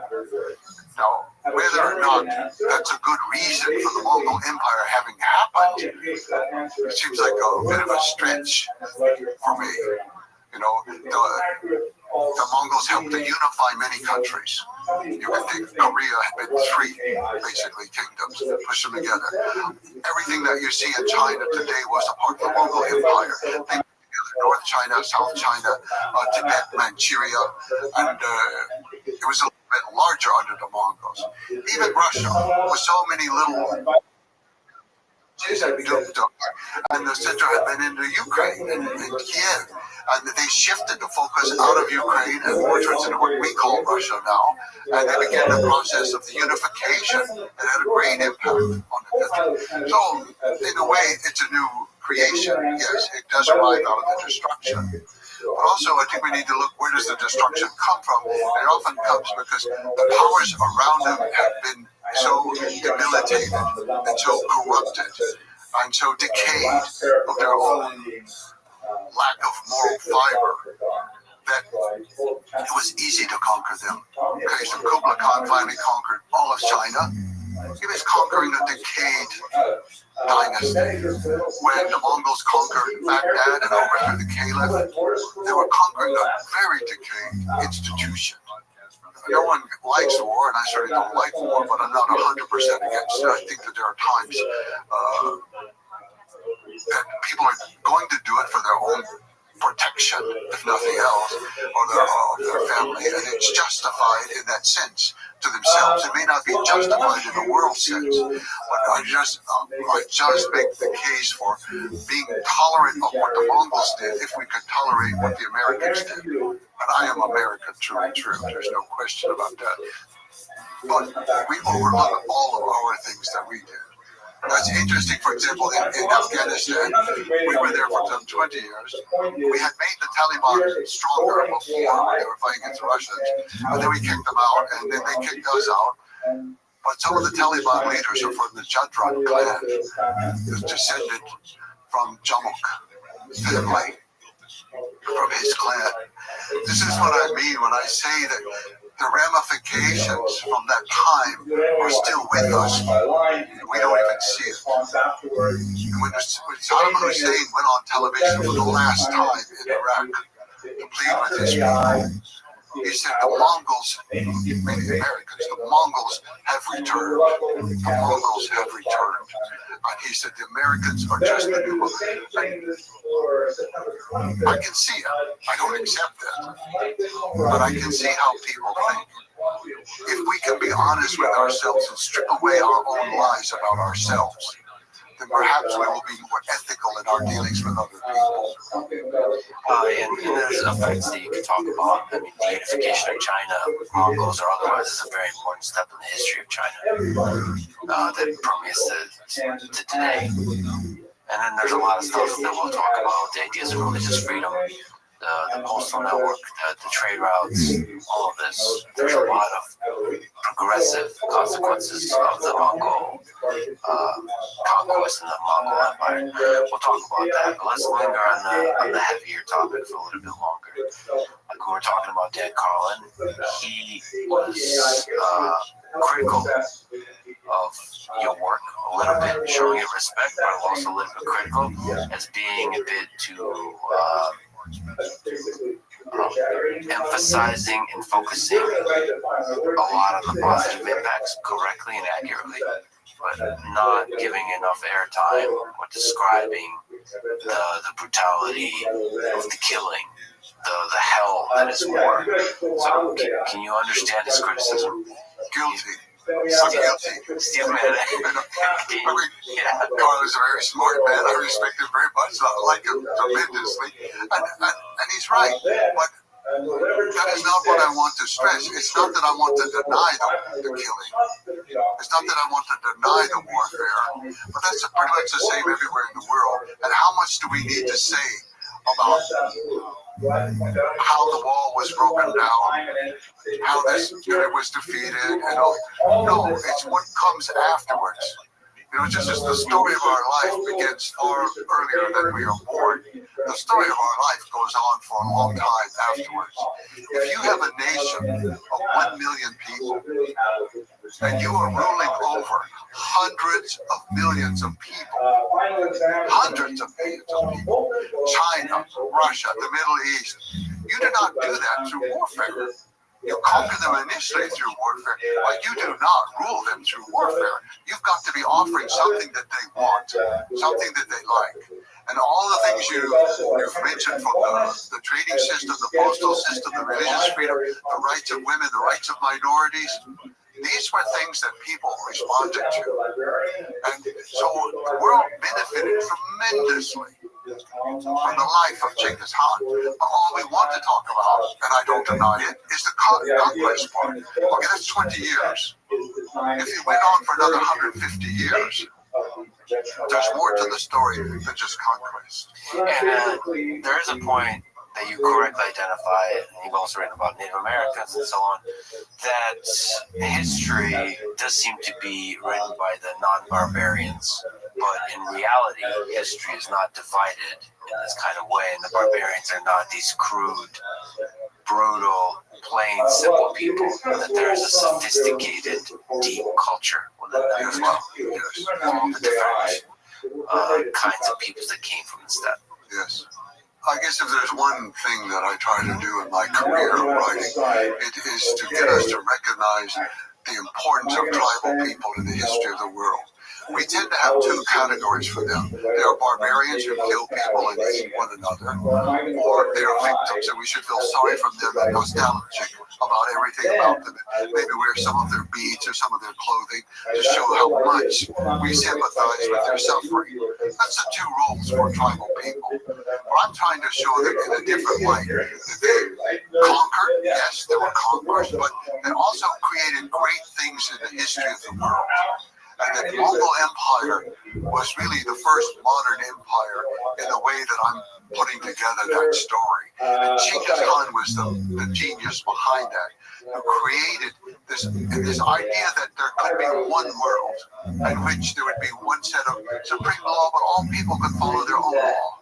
You could have any religion you wanted, but ultimately you had to obey kind of the great ethics of the sky. And there were things like that about his vision that I think very few people in history had a vision. And I look around the world today, and in my lifetime, since the time of Roosevelt's death, I look around, I don't see much vision. I see lots of slogans, lots of talk, policy papers. Oh my God, we can produce it. Where's the vision? It's always, we're going to have peace, and we're going to have a better life, and we're really for the people, and what the heck are they talking about? There is no vision there. So what is this country? What should this country be? What is this world? How should it? No vision. Well, those figures, I mean, they're rare through history, legendary figures that come along that have vision but are able to capture the public imagination, heart and mind through vision, but also have the skill to execute and implement it, and all of those things combined, and have the mental fortitude not to be corrupted by success along the way, all of those things. It's very rare in history. And when they come along, they change the direction of history. If we could link out some of these world-defining ideas, religious freedom is just surprising and incredible that Genghis Khan was able to enforce, inspire the value of religious freedom throughout all of these disparate lands. From religion was a very powerful force. So can you speak to that? Some empires in history and some rulers have been tolerant of various groups. I mean, Rome to some extent was reasonably tolerant of different sects and religions, not with the Christians, but reasonably. But what happened with Genghis Khan, the first campaign he had outside of Mongolia was for the Uyghur people who live in Western China. They at that time were being ruled by, as we mentioned before, the Naiman king, Taiyang Han. His son Kutsluk had fled, no good, worthless, son, but Kutsluk had fled into what is today the area around Kyrgyzstan. They ruled over the Uyghur people. He had been a Christian, the Naiman had been a Christian tribe, but he converted to Buddhism. Well, his subjects were Muslim, and he outlawed the Muslim religion, and he made all kinds of things happen. So the Uyghurs sent a delegation to Genghis Khan. At this time, they knew that the emperors of China were too weak to protect them, so they sent a delegation to Genghis Khan and asked him to come and save them from him. And he did. He sent down a detachment. He didn't actually go himself. He sent a detachment down there. They drove Kutsluk from power. Kutsluk fled down towards Pakistan in that direction. They caught up with him. They killed him. That's what the Mongols did.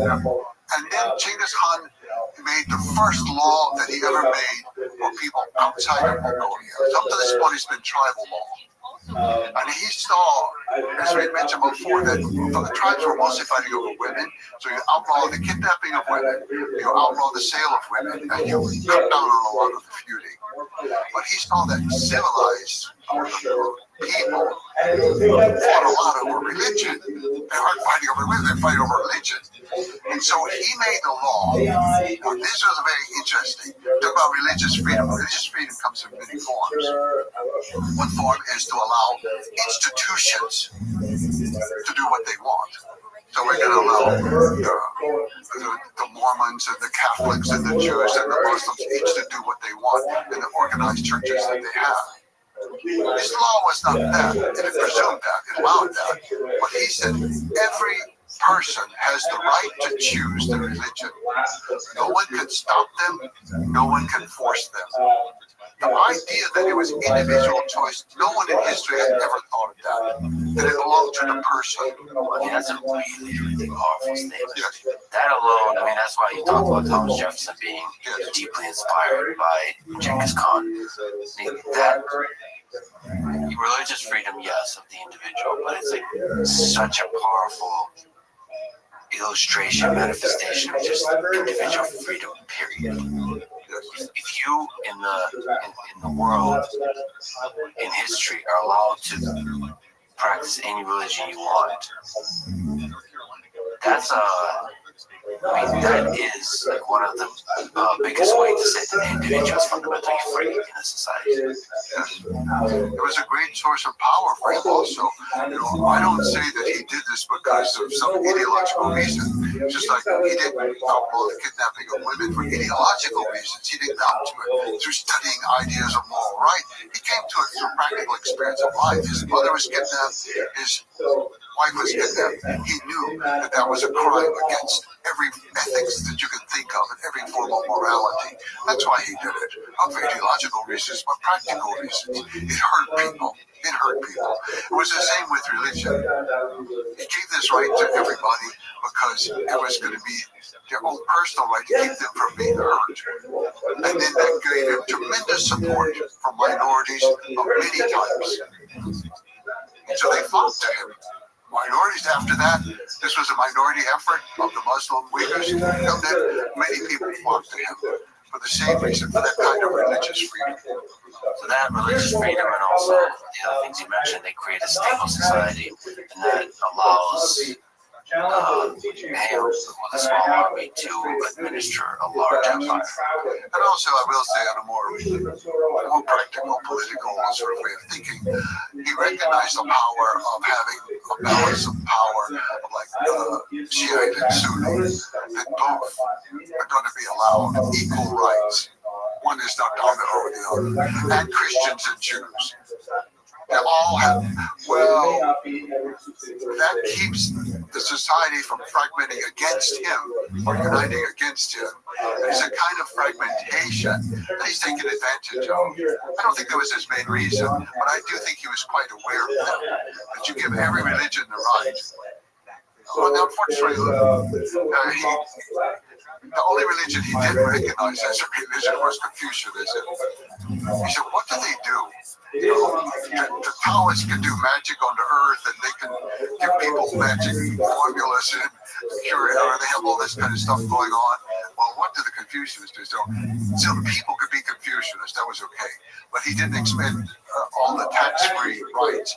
So that was another thing. He dropped all taxes on religious institutions, all types. But since the Confucianists were not necessarily classified. But then, of course, eventually that was abused so much because the religions were then, get everybody to donate property, you can still use it, you can still farm your land, but it's ours, and now you don't have to pay taxes on it, you just give us some money. It got abused, but it started off as a good idea. And genuinely, as I understand, maybe you can correct me, of course, there's the practical aspect of those policies, but he himself was just curious about the different religions as well, as I understand. So he never chose any religion except the one from which he came. I guess, I mean, can you describe what he believed spiritually himself?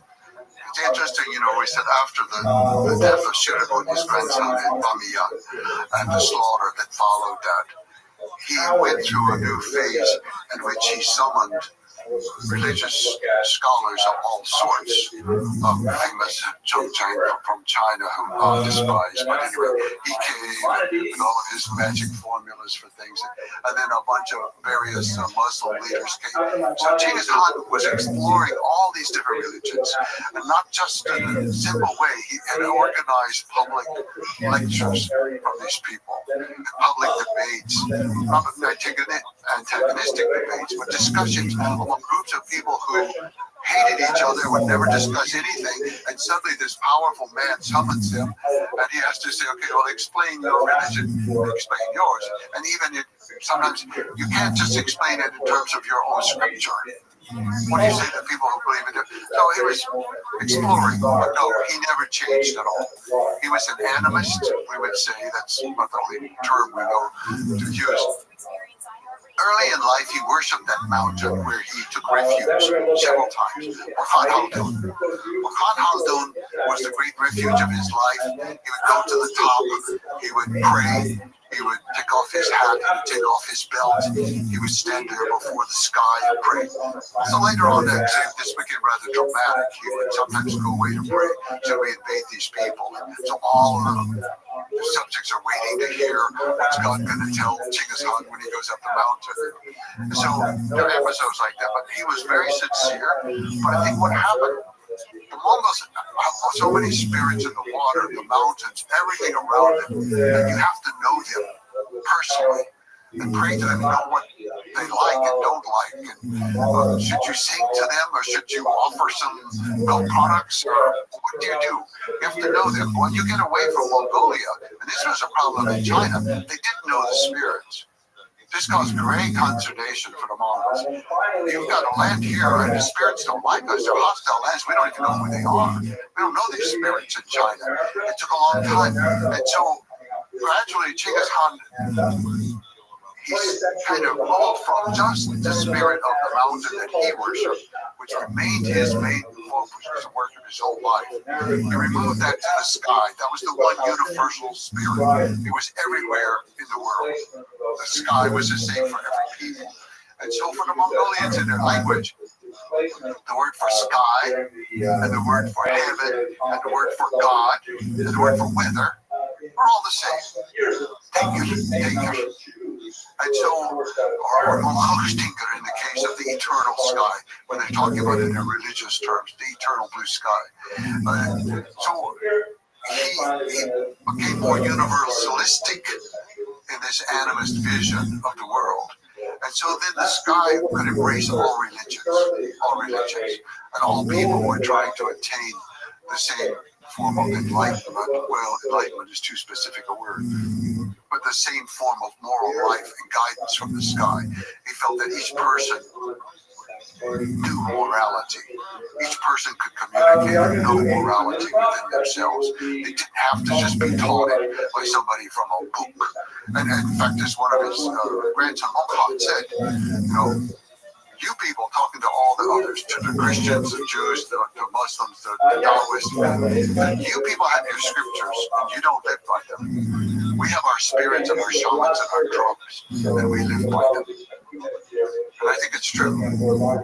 It's just, at the start of this conversation, it's just blowing my mind that the kid from the Mongols that lost everything, right? Just had the hardest of lives. Is now, yes, a military genius, but also this kind of sage type character to understand the value of religious freedom. I mean, there is a cynical way to see all these things, because he did awfully a lot of things that look like he's a feminist.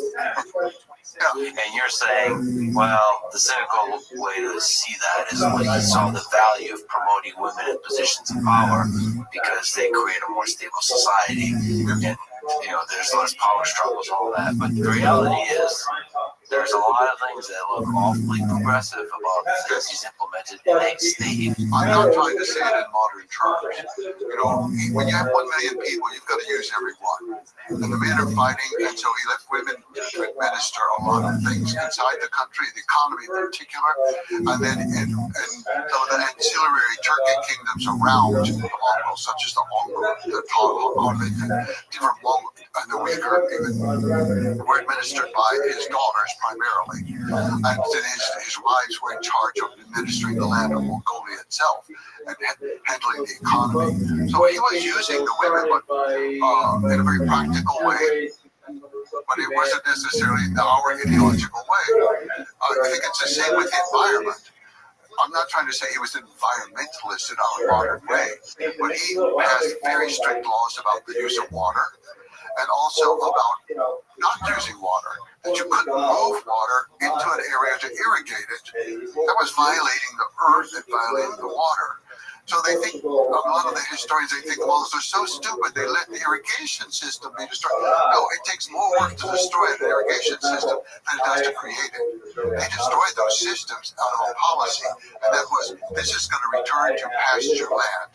This lasted, Kublai Khan was the one who changed that actually, and then started allowing for more irrigation and movement of water and things. But Genghis Khan, we can't use these modern terms of like a human rights crusader, or I'm trying to say he's a Democrat in the modern sense, or an environmentalist, or a feminist.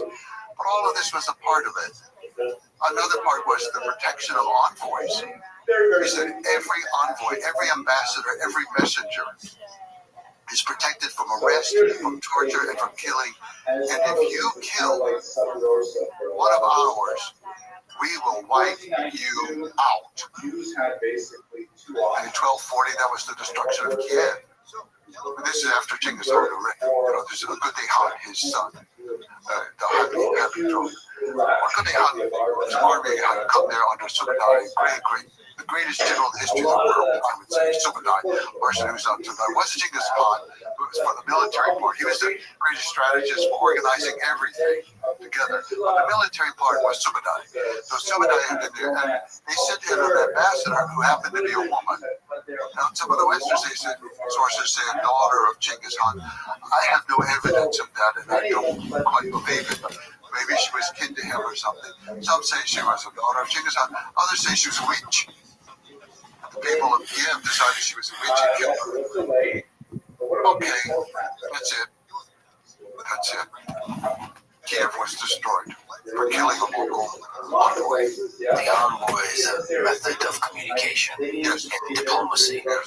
And so if you destroy that method of communication or disrespect it in any way, exactly, and that sends a signal to everybody else. You send an envoy, you respect it.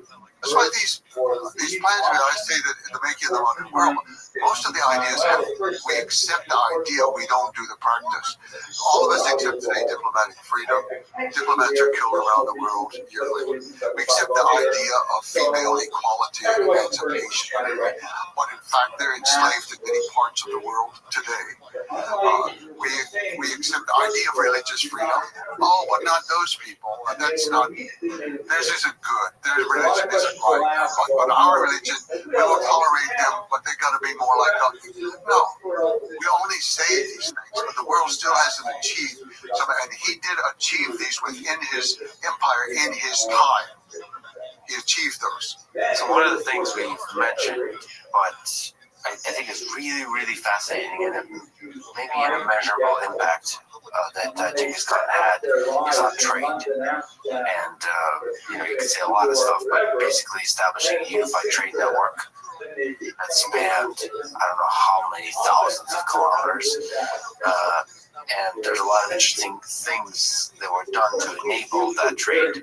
One is providing safety and security of not just the envoys, like I mentioned, for communication in the military context, but for the merchants. Can you speak to what Genghis Khan did for the trade network connected to the Silk Road, as an example? Nomads in general are interested in trade. And throughout most of history, they have been the traders who carried the goods from one city to another, one oasis to another. And so the Mongols were also extremely interested and extremely dependent. They could create very little in their home country. They couldn't grow hardly anything. They didn't have the technological skills for most of the crafts. So they're very dependent on trade. Well, they raised the status of merchants very high. But this was particularly a problem in the Chinese world. It wasn't so much in the Christian or the Muslim world, but certainly in the Chinese world, where merchants were considered extremely low. And all of a sudden, he raises them up above scholars. They're going to have certain rights. For example, they get to be taxed one time. Whatever the national tax is, that's it. They're not taxed every time they stop in some new town. And he created a set of what we would call rest houses or recuperation centers where they could get fresh horses, they could get food, they could deposit their money and get paper receipts that could be used anywhere in the empire. They were guaranteed protection. If they had to pass through an area where it might be dangerous, then a small group, a squad of men and horses would go with them.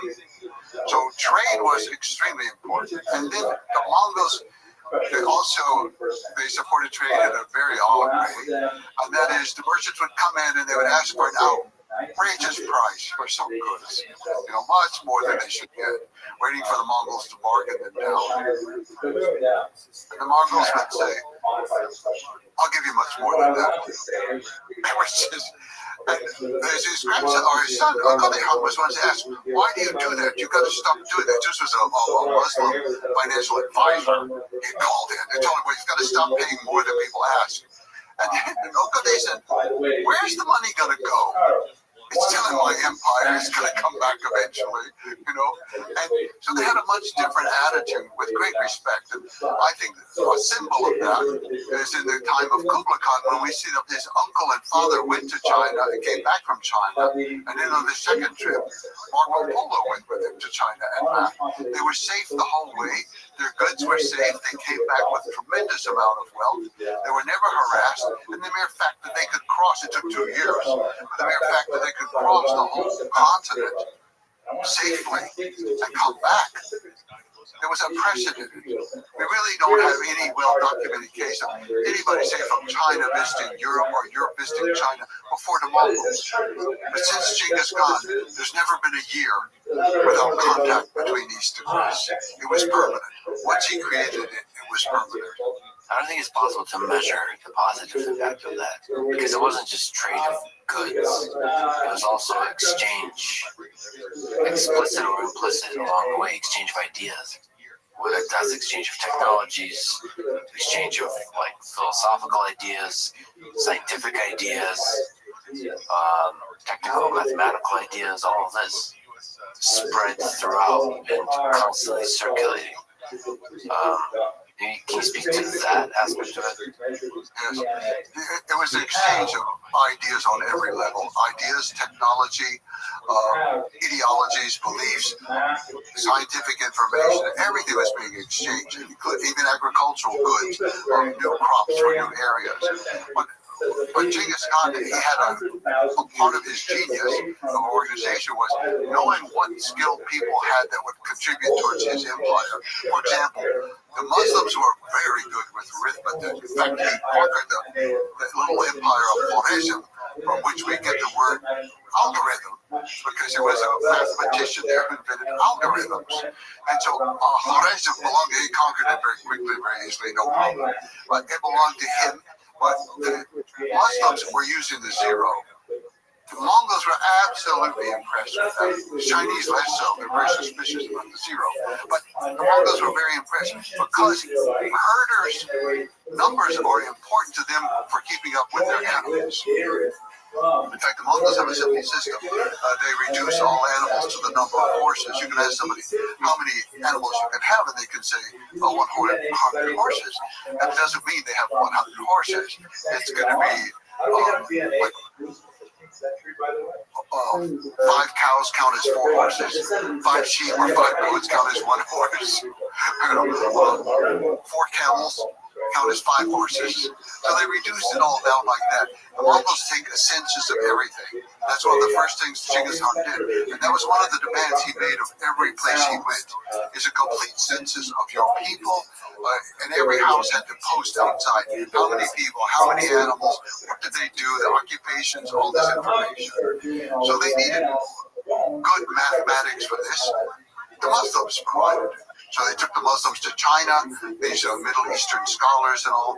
Unfortunately, they were rather ruthless sometimes when it came to implementing the tax policies, but they became the financial advisors to him. Other groups of people had other roles like that, and he was moving them around constantly. And so you had a combination. As I said, he himself had that genius for combining new bits of technology, but it created a new kind of cultural spirit in which other people were also combining technology at other levels and being encouraged. It was no longer heresy or the devil's work to bring in this thing. So we had the spread of printing, for example. We had the partial spread of something such as print money, for example. But we had almanacs being created now through printing that combined different calendars and different information that was coming along.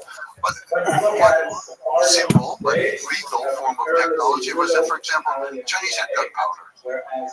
Mostly it was used for fireworks, religious things, and then sometimes in warfare was used for a kind of primitive hand grenade or primitive bomb that could be thrown with a trebuchet. This is at the time of Kublai Khan War, the grandson. But so they had that. The Middle Eastern, the Muslims, they had, and the Byzantines especially, they had naphtha, what we call Greek fire, flamethrowers that could set things on fire. The Europeans did not excel very much in technology. They were behind in almost everything, but they could cast bells for churches. Okay, let's take that bell and we're going to turn it on its side, and we're going to use the principles of the flamethrower, and we're going to use the gunpowder from China, and you've got a cannon.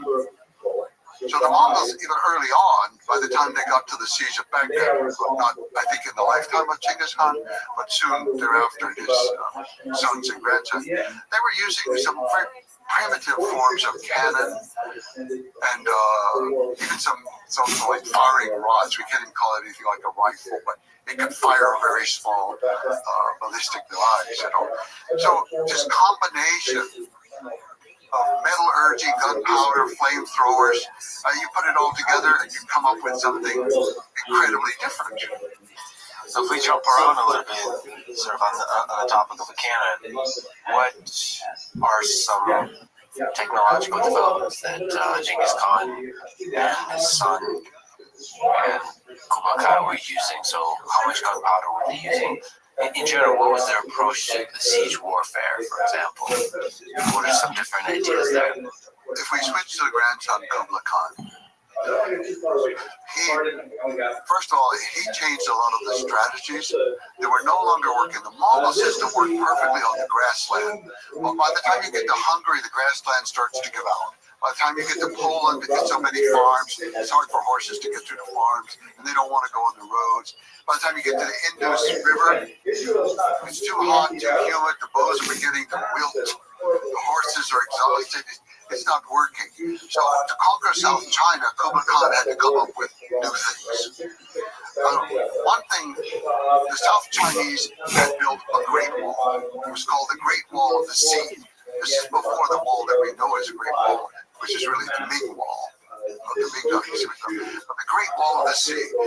And they used it as a defensive navy. They're the largest navy in the world. It was defensive. And it was literally defensive. And then it came time for warfare. They would chain the ships together across the mouth of a harbor to protect the city. And so it became a wall. So actually, if we rewind, Kublai Khan, was he and what was the state of China at that time?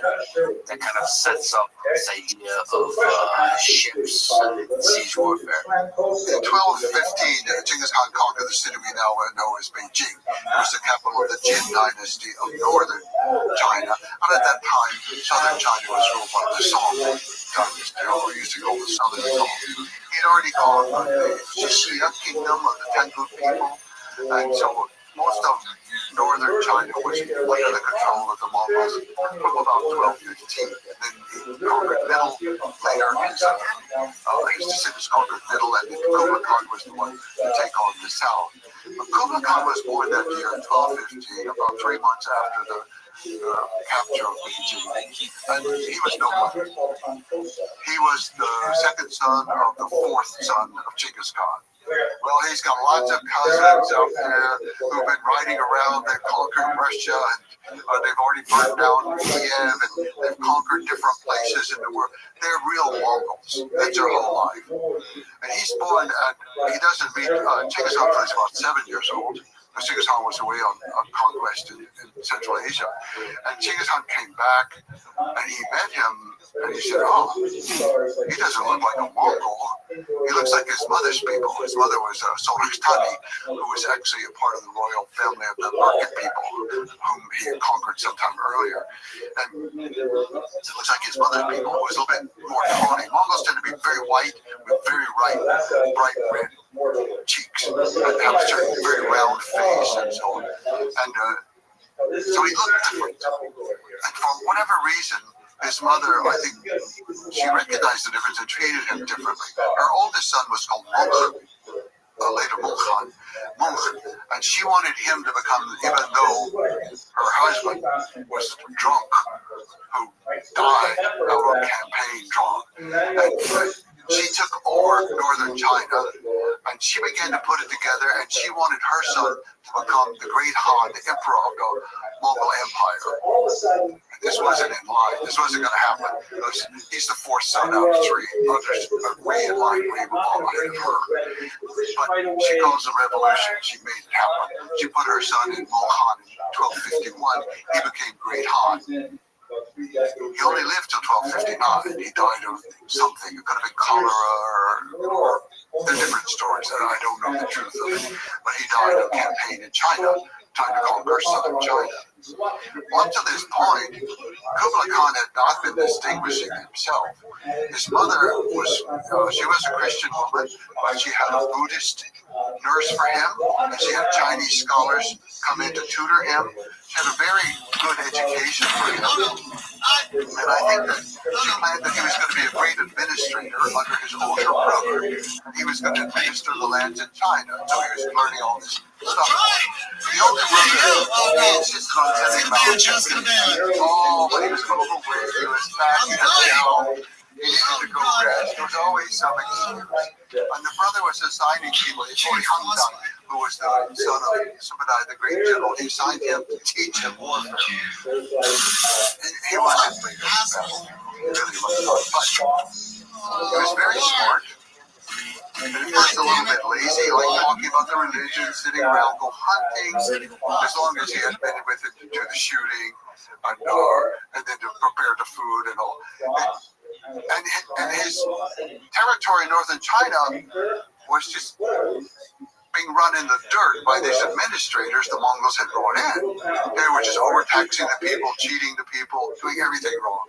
And his mother basically just pulled his chain, and she said, go to your land. This is your land. You have to administer this land. You go there. You live there. You take charge. And everybody was terrified of him. And so he ran off to China, and he started administering his land, and he started learning how to do it. But when his mother died in 1259, she was down on the Yangtze River on a campaign that was sent by his mother, except no success at all. But he thought, okay, the brother's dead, I should finish the campaign. Meanwhile, his youngest brother, Arikbok was another hot-headed Mongol like that father. He was rather hot-headed, and he was back in Mongolia, and his tolerance for religions. He was overseas the other day one time between the Taoists and the Buddhists, because the Mongols thought the Taoists were overtaxing everybody, the Buddhists. So he had to oversee it. He got mad and he picked up a statue of the Buddha and beat the Taoist representative to death. So he just wasn't good for moderating debates. So he was going to be the new great Khan. So he was declared the great Khan in Mongolia. But this was a turning light for Kublai Khan, who had never achieved much of anything other than talking to people. So his wife Chabi sent him some coded messages, basically telling him, forget about southern China. It's going to always be there. You can conquer that some other time. Right now, your brother is taking over the empire. You should be the new emperor. You are the next son after Khan. And somehow she invigorated him. And he came back, and even though he didn't have all the military strategy, he had northern China. The resources were immense. He could cut off Mongolia. Mongolia was very dependent on northern China for food. All the Mongols supported Ali. All the ones in Central Asia, all of them were supporting Ali. And so he went to get food from them, and then they didn't want to give up their food. Yeah, we want to support you for Great Han, but we're not giving up our food. So he was basically kind of starved into submission in 1262. And then he was taken prisoner into China, and then he mysteriously passed away in 1264. Well, a legal case was being brought against him for trial, but he never made it to trial. He was gone. So Kublai Khan not really distinguished himself very much. But he didn't have the genius of his grandfather, I won't say that. But he was smart and clever. He understood more about China than most Mongols did. And he understood more about Mongols than most Chinese did. So the great thing left that Genghis Khan said on his deathbed, finish conquering China. That was the great objective. So Kublai was going to fulfill this, and they didn't know how. The Great Wall of Ships was protecting the southern zone. This huge Yangtze River was so bad. Why? The ocean on the side. All of these things were protecting them. So he had one of his very smart generals named Aju, who was a real Mongol, but he was also able to think innovatively. He was the grandson of Subadai, and he went with his father Rehan on the conquest of the Red River of northern Vietnam against the Dai Viet people. They went down the river. They were trying to surround the Chinese territory. They were going to hit them from the north, from the west, and from the south. So they went down the Red River and to conquer the Dai Viet. The Dai Viet moved their army up on the other side by boat, and then they had a whole corps of elephants. So you had the Mongols on one side of the river and the Dai Viet forces on the other side. Orianganayo was a smart man, not a genius, but smart. He already knew from campaigns in Burma that the only way to rout the elephants was with flaming arrows to the feet. That was it. But he recognized that they came up on boats. Mongols didn't like boats.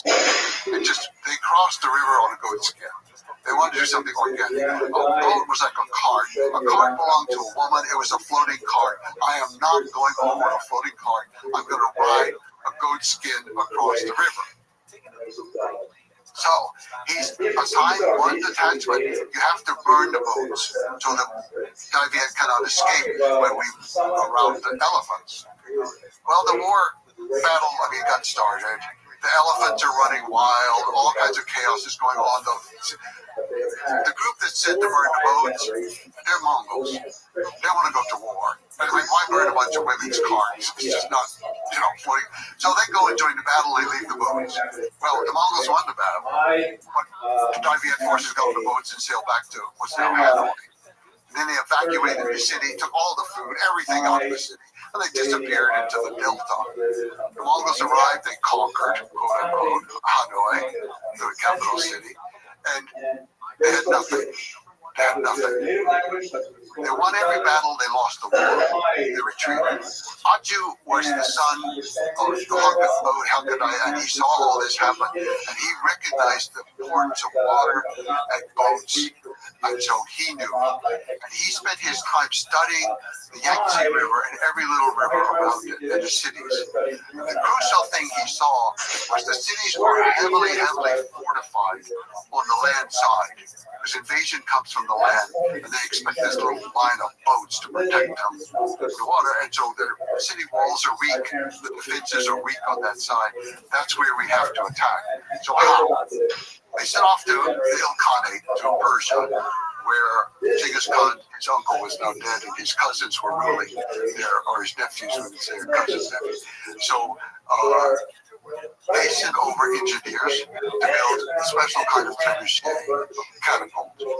And they had to play around with it to adapt it for a boat, because they were usually made for stable ground, but they adapted it for the boat and for throwing heavy things, and also for some incendiary bombs. And they developed it. They attacked the first city, it fell. They attacked the next, it fell. They had something that was working. They worked their way down the Yangtze River, destroying city after city with this navy. And then the army would move in after the navy had broken down. So this is a catapult on a ship. Catapult on a ship, but it's we call it trebuchet for this type of catapult. This is an engineering solution for peoples who are deeply uncomfortable with boats. Yes. And they've accepted it. Yes. Now it's a great weapon. It's like it's no longer a woman's cart. It's a bow and arrow. It is a giant bow and arrow. Yeah, it's fascinating. So that they hit them hard on the walls on the weak side, where there's no army protection. Yes. And they conquer their way down to Hangzhou, the capital of the Southern Song. They've been in power for a long time, since 970, or now we're already into the 1270s. That's a long time. They're dissipated, they've had child labor, they've had imbeciles ruling, all kinds of things going on. And at this point, we have a child in command. But Kublai makes a very strange move. He says, okay, let's invade Japan now. What? We're fighting against the Song Dynasty. And most people ascribe it to all kinds of things, but I'd say I think there was a great logic to it. One was he had abolished his grandfather's policy of defeat and destroy until they are no more. That was the phrase that was used for their enemies. And he had replaced it with a kind of mercy policy. Try to incorporate them into your army if possible, but be merciful. He did not want to destroy, and he was not. He was had a lot of defectors coming in. And because the Mongols prized people with skills, a lot of very clever people with shipbuilding and engineers, and these people were flocking to the Mongols, whereas the scholars were all hanging out in Guangzhou doing calligraphy and poetry and having contests over who could sing or paint, or I don't know what the scholars do, but they were being scholars. Yes. But they're actually, I think there's a very, very good reason for invading Japan. Several. The main one was to cut off the supply of sulfur. They needed it for gunpowder in South China. They lost their sources in northern China when they were driven out. They got it from Japan. It was a great source. But I think there were other reasons. If they could trade, they could also perhaps flee to Japan. They didn't want that to happen. And then there's this idea of, like, kill the chicken to scare the monkey. It's like, okay, we'll go do this, and then maybe they'll just surrender down there if they see us conquer Japan. Well, it was a total failure. You've got a bunch of ships that are mainly great on the river, that'll ride along the coast, and you're crossing some treacherous water there. And the Mongols basically just did not know what they were doing. Okay, you can arrive with a trebuchet, and you can throw grenades at the beach. It's not really going to do a lot of damage. It might scare a few horses, but you're not destroying cities. And the Japanese cities weren't in. They weren't there on the beach waiting for Mongols to come invade. So he failed. We should say that this is the time of the samurai, right? Yeah, the samurai. So there was never a real test of like No, there was some fighting, and the samurai learned some very valuable things. The samurai had such a ritualized way of it. It's like the Knights of Europe coming out with armor that had to be lifted up on a crane onto a horse. I mean, it was just craziness. The samurai, almost at that point, you ride out in front of your enemy and you recite the story of your genealogy. Mongols, they have no use for that. But they're there to fight, they're there to win. But on the other hand, this was unknown territory to them. The weather did turn against them, but I don't want to give too much credit to the weather. I really think that the Japanese defeated them. The Mongols weren't well prepared. Their ships were not very good. They were defeated in the first invasion. Could they get off the ships onto the beach? But they did. They had some skirmishes or small battles on land. Yes, they did. But they didn't successfully complete them. No. So they couldn't do their usual Mongol thing. You're right. Well, see, they don't have enough horses for one thing. There were many tactical things that they had done incorrectly. It's the first time anybody had ever tried to have such a massive invasion. So they're just learning the basics of what it means to have a navy. So he has failed to conquer, and he's thinking like a Mongol that you rule those waters and lands, but he ruled the ocean. He stopped the trade. He stopped the supply. He cut off the possibility of the Song dynasty fleeing to Japan. He won in a certain way. He lost, but he had won his objective of cutting off southern China. Also, it gave him maybe some experience with the ocean. Now they were ready to move out into the ocean around southern China. So they were closing in then. Aju was in command, but actually the head command was a man named Bayan, who was a Mongol who had been raised in Central Asia. He was perhaps born close to the Fergana Valley in that area. We're not exactly sure where he was born, but he grew up over there. And then he eventually was living in what's now Iran. But he came and he took over command of the army. He was very cosmopolitan, sophisticated, intelligent. Aju should have been in command, but Bayan recognized that, and he and Aju worked together very well. Aju knew how to fight the war. Bayan was able to negotiate things back with the capital city and handle things. So Bayan is in command. And so the generals are deserting the south on right and left. The artisans are all coming up to join the Mongols. Generals are loading up the boats with all the jewels, and they grab a couple of brothers to the little 5-year-old emperor, and they put them on a boat, and they're fleeing. They even deserted their own families. The generals were corrupt cowards who fled. The person left in charge was the Dowager Empress, an old lady. She had no children. Xie was her name. The Dowager Empress Xie. They said she was missing an eye. She was ugly. They called her Ugly Xie. That's what they called her at that time. She was in charge. And she offered the Mongols everything. I'll give you everything. Please let the emperor stay. Okay, even if you demote him to just being a king, please let him stay. Bayan said no. Total surrender. Total surrender. So she decided to surrender. She said, yes, we will surrender the capital. So Bayan came in with a small group of soldiers. They looked around, and she invited him to come to the palace to surrender. And he said, no, I didn't win this war in the palace. My soldiers won this war in the field.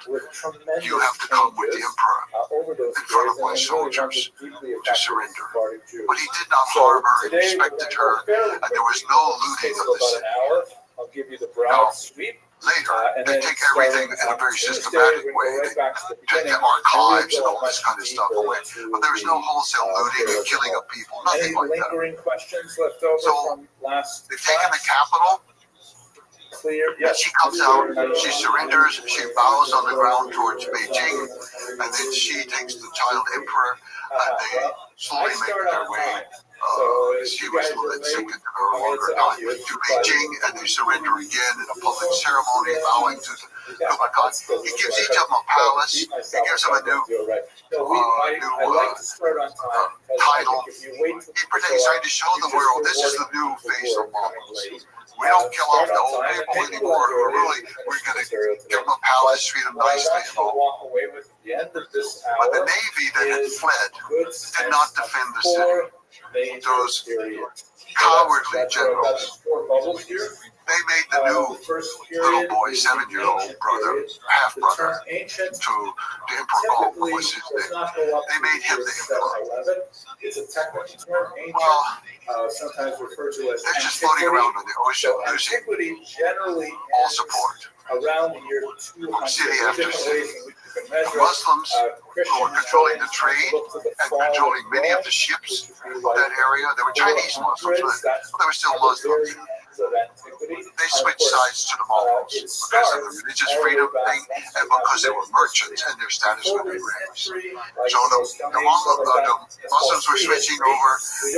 The fleet was kind of a fleet lost without a country out there. They had some loyal supporters, some places.